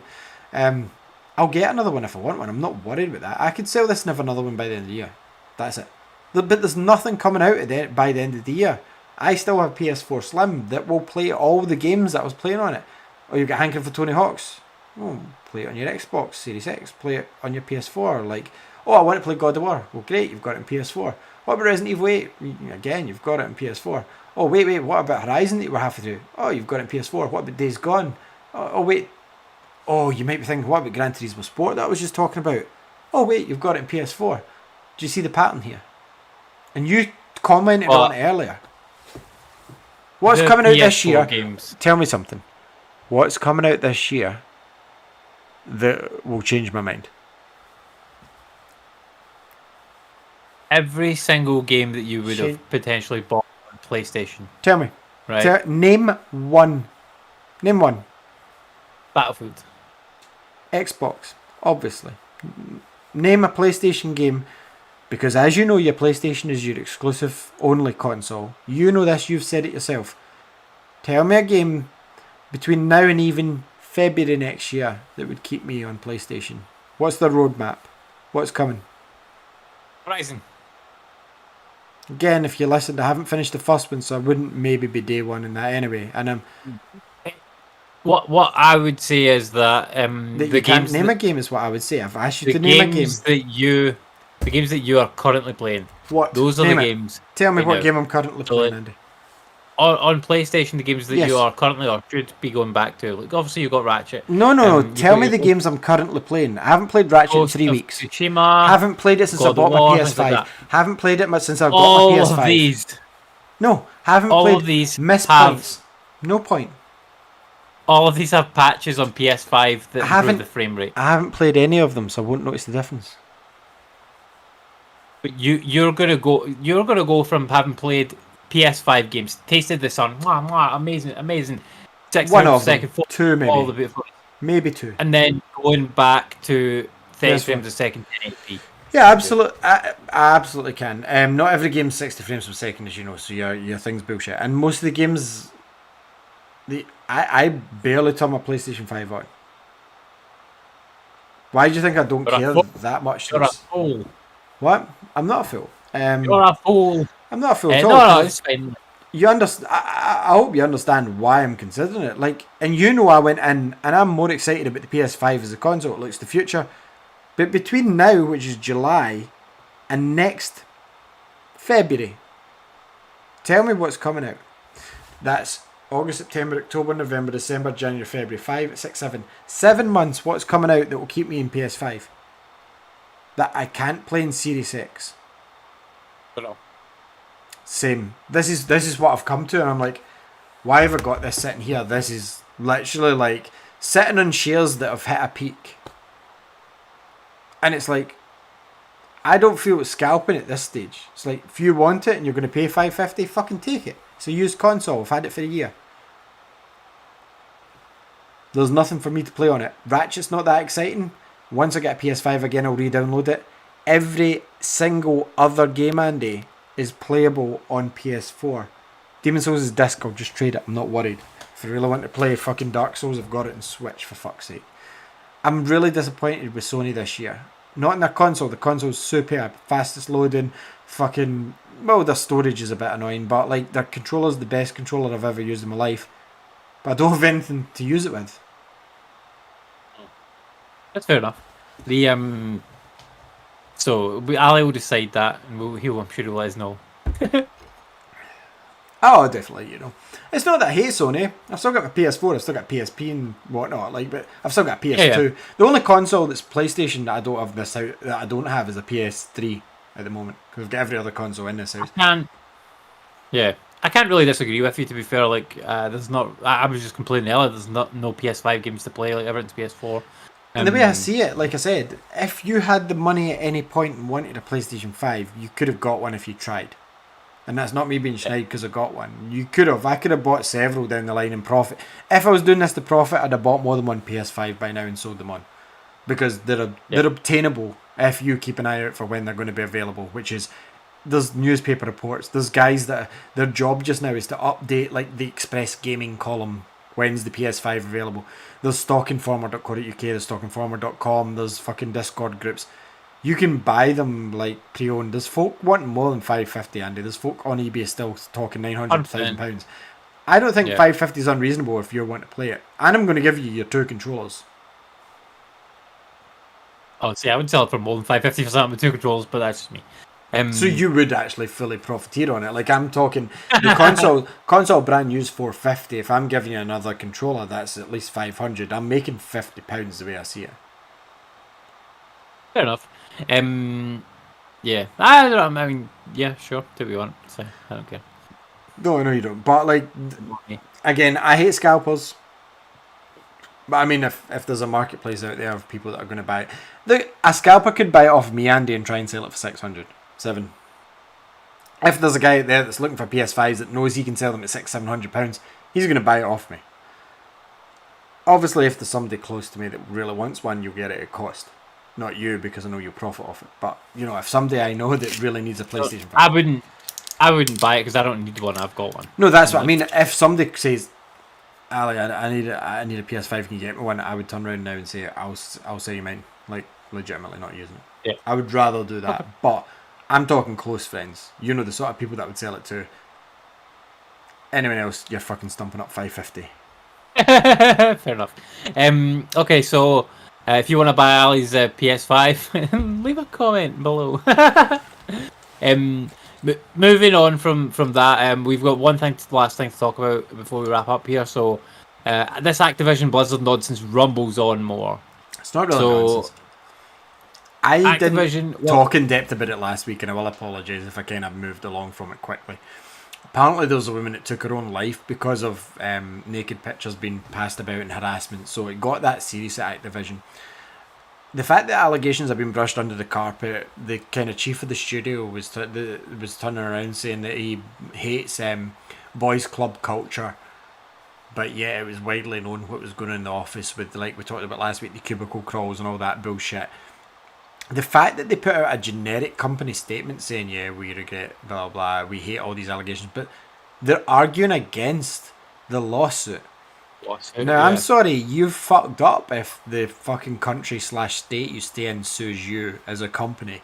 Activision Blizzard isn't just like a fucking little indie company. Like, they're one of the biggest, if not close to the top, fucking video game. You've got Call of Duty. You should know fucking better at this point. So, I will make one comment. Last week I did say it's not every man, so you can't tarnish them with the same brush. I stand by that comment. You shouldn't. And it's the same for every employee in Activision. This isn't every employee's fault. Activision shouldn't do what Ubisoft did and shuffle people around. They need to be shown visibly to, if they want their image back, take a stand and sack them. Make them jobless. Like, there's no excuse for this sort of behaviour in any workplace these days. So there's a laugh and a joke, and then there's what this sounds like they're doing, like taking fucking sex toys on, like, and I'm talking like your manager turning up with sex toys in a fucking retreat for the company, like sexual jokes, posting videos of naked, like you naked around the company, like harassing employees. That is boys club fucking, like, what I imagine the Conservatives do backstage in Westminster. Do you know what I mean? Like, it's not acceptable. And like, the fact that you're fucking putting out a generic ass public statement says to me you couldn't give a shit because you're making money for your shareholders.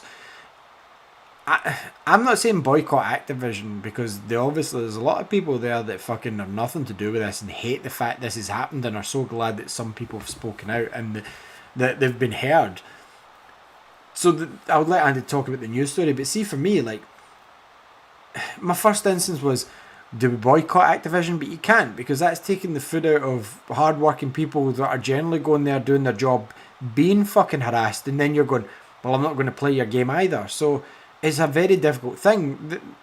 But then if Activision continue to basically fucking ignore this and just say, we're very sorry that these allegations have came out, however, we are denying everything, blah, blah. Fuck you guys for saying that, for one. Sack everyone. It sounds like because they were like team leaders, they needed the projects finished, so they just left them in the jobs.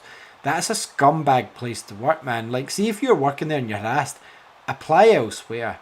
Like, honestly, go to another job. Like, take what you've done and fucking go. Like, you don't need to put up with that shit.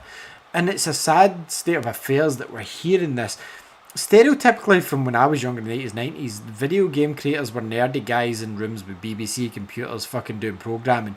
When the fuck did it end up this sort of like a building site that women were allowed on from the early 80s? You know, like wolf whistling, fucking all this bullshit.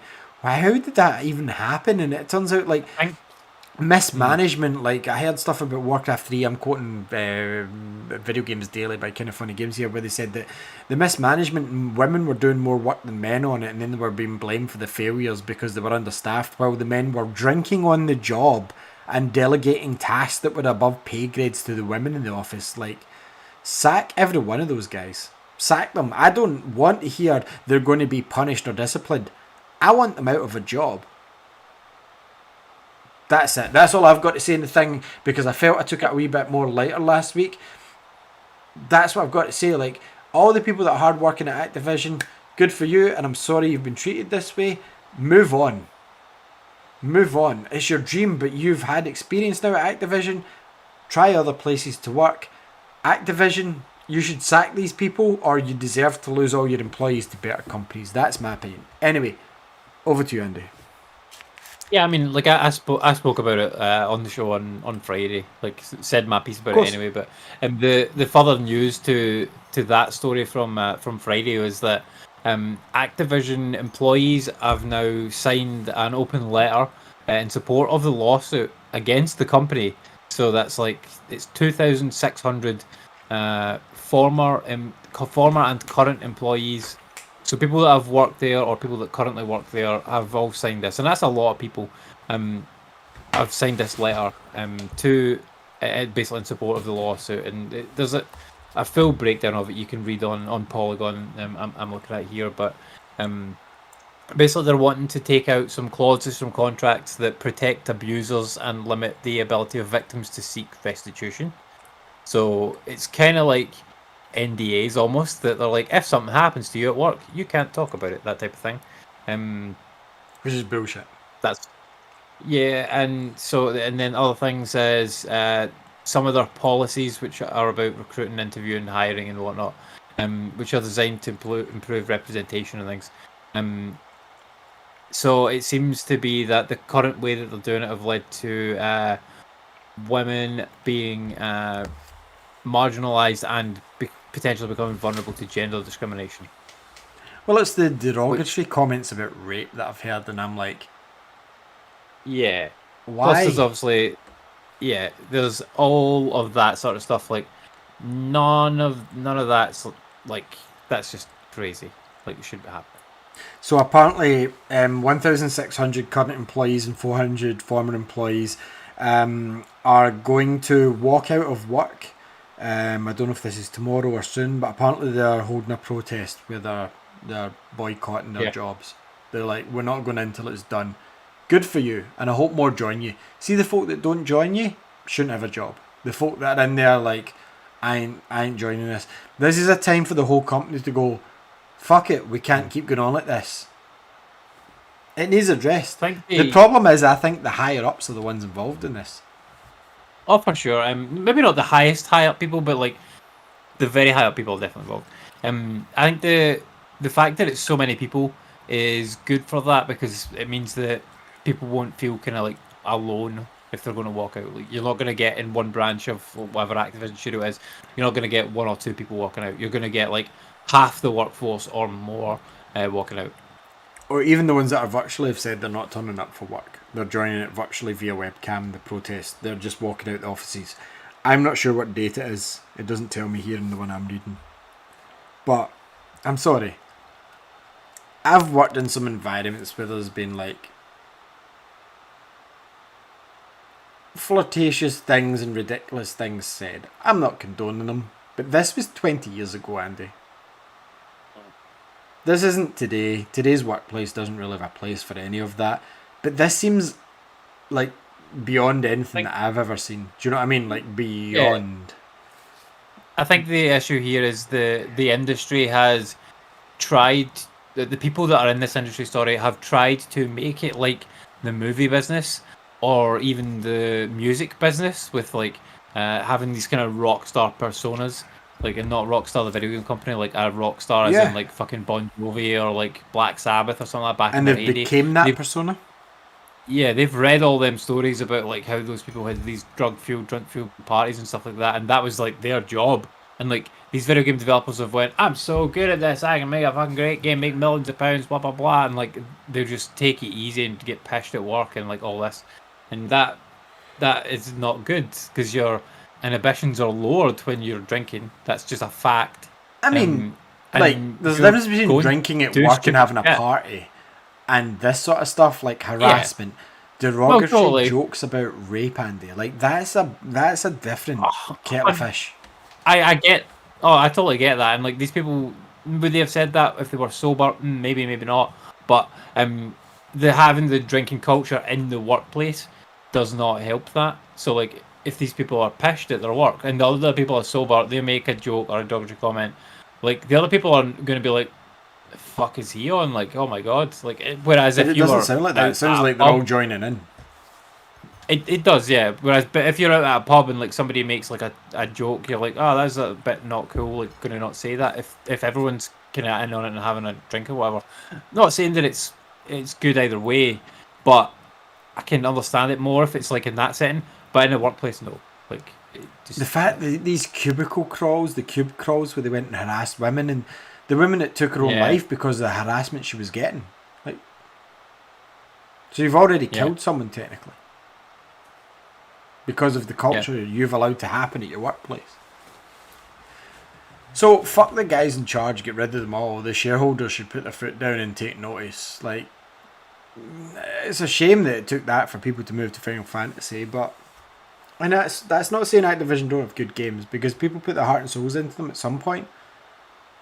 But you can't have a culture like that these days. So I hope this gets sorted out for them. Yeah, to be fair, I don't know if it's the people that are in charge, but like whoever's doing the behaviours should be dealt with. Oh, I think it was widely known that it was happening. I think it was excused because of the money that was being made for them. Maybe, don't know. I mean, 100%, we only know. Andy. If you read into we only know what we see. If you read into it a bit more, you'll soon see that it was widely known by higher ups in the company. So, fuck them all. Well. Although, this is the point though. Ubisoft had the same. They kind of shuffled people about, and then moved on. They got rid of one or two people. But I guarantee that's not everyone. Like. No. I know a couple of people left, but I think that's more because of the direction of Assassin's Creed rather than anything else. Like, there was a guy there, he'd been there 16 years on Assassin's Creed, and they changed to this new fucking Tom Clancy's E-Creed, or whatever they're calling it now. And he just left. But I'm not tagging him in with the toxic culture that was there. But how the fuck did Ubisoft just? They didn't address it and just moved on with stuff. They just kind of went, yeah, we'll deal with it. They sacked like 2 or 3 people and moved on. They did come out and address it. Like, they made a statement, which, I mean, a lot of people like weren't happy with the statement, but they still made a statement about it, like an actual like, we addressed this, there are problems, and we're working on to try and solve them, which is what like companies like Activision that are in this situation now need to do as well.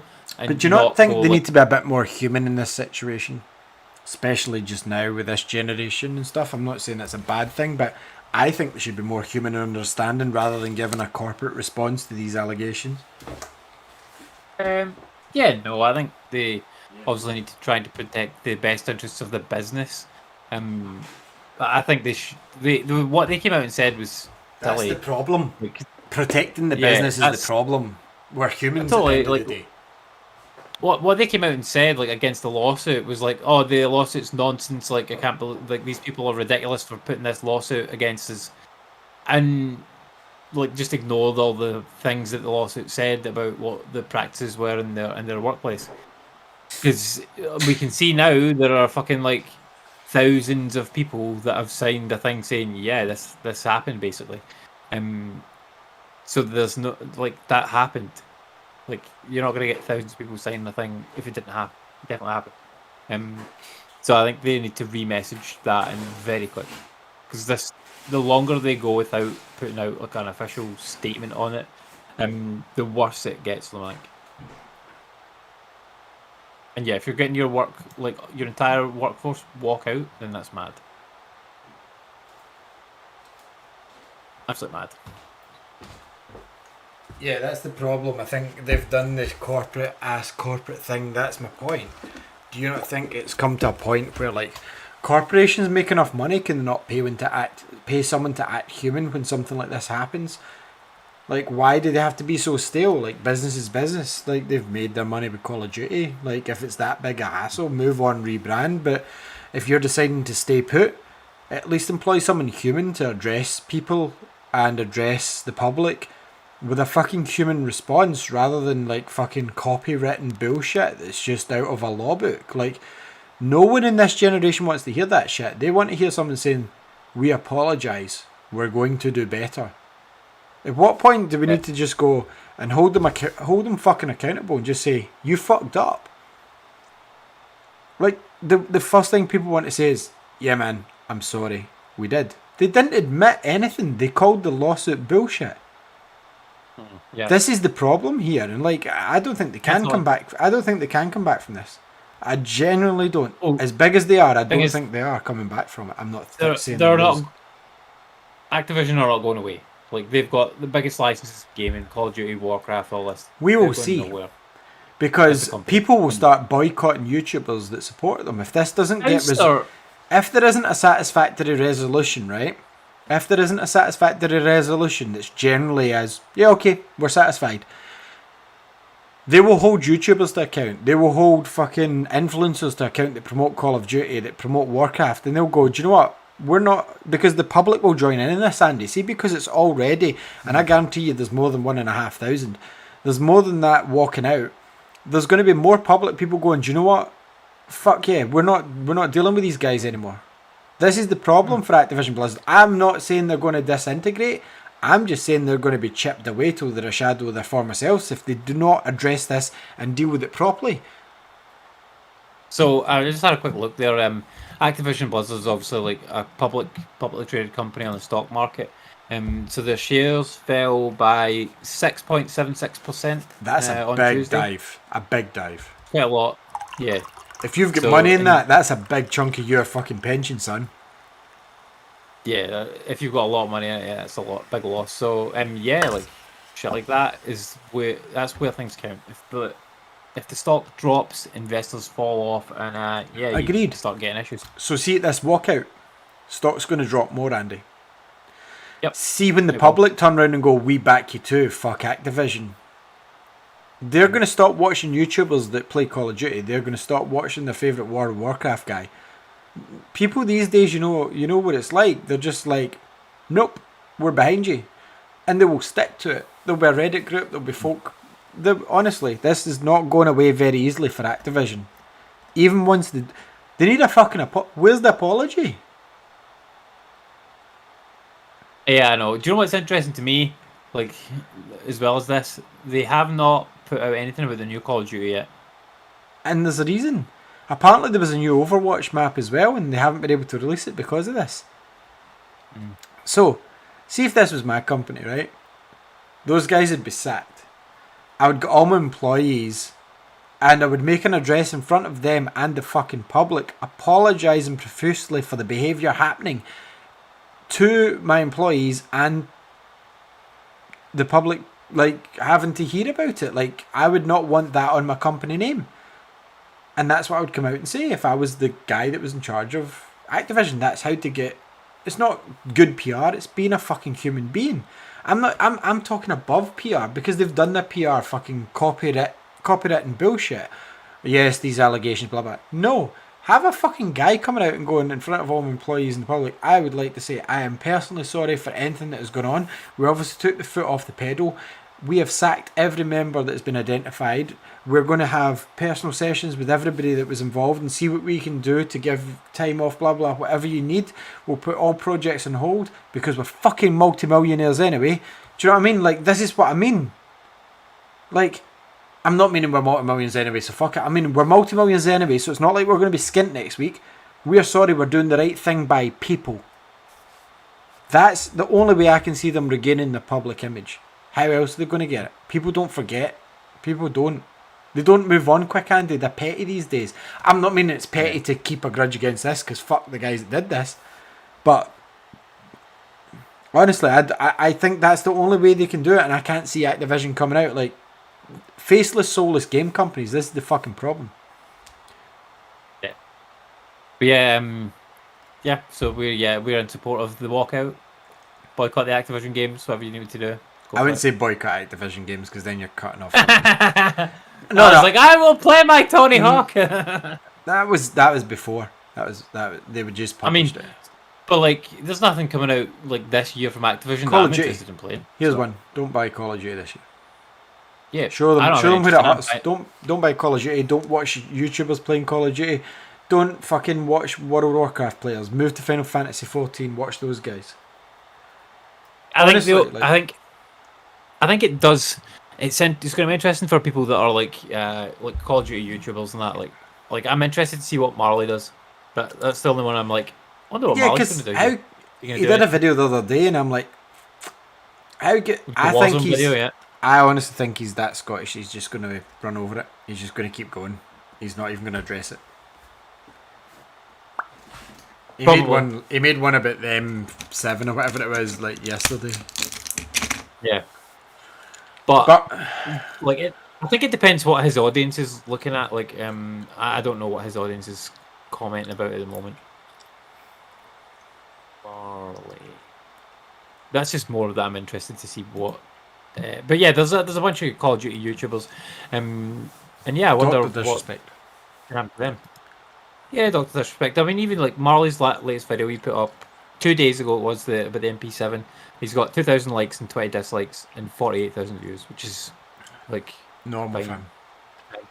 And nobody is commenting about Activision shit on that. Bear in mind, this is 2 days ago, so this is before this walkout stuff happened. So, wonder what will happen in the next. This is in the big scope of things, though, Andy. This is a small, like in the big scope of YouTube, a smaller Glaswegian COD YouTuber. Yeah. We follow him because he's a big for a Scottish guy. Well, no, I mean I follow him because he makes good content. It's funny. But he's got 600. Telling all you guys about him years ago, and you were like, "I have no interest in watching that, no interest." And then over the last year or two, you've been like, "Do you know what? Have you watched this Marley guy?" And then Davis is paying to be his friend and stuff. It's like, yeah, I know about Marley. I bought his T-shirt 3 years ago. Remember the 0 to Bravo to the Call of Duty one? I was like, nah, I'm not watching him. Now you're like, he's really good and really funny. Thanks for the information. Yeah, he's very funny. He is, but I just don't agree with Activision's business practices. Marley, make your money, son. I don't want anybody taking stuff off you, but at the end of the day, fuck Activision. If I can avoid doing anything that supports them until they resolve this, then I will do. Sorry if you work there and you didn't do anything, but your company sucks. And they're going to pay you anyway. They're not going to lay people off, apart from the the people that are guilty of these abusive things. Yeah. How do you think they They're come not back going from to lay this? off anything people. How do you think they come back? I think within the next 2 days they put out a public statement apologising. Apologising for harms caused and promising full and independent investigations, which is the bare minimum you can ask for. I don't think they'll do any minimum. They should though. They absolutely fucking should. At the end of the day, we're all human. But they won't. Just because you're in charge doesn't make you any better than anyone else. So they should. Yeah. And if they don't, fuck them. I'm not buying a game from them again. I'm not interested in their games right now anyway. So. But anyway, we'll finish up there. Wrap up the show, Andy, for us. Where can they find us?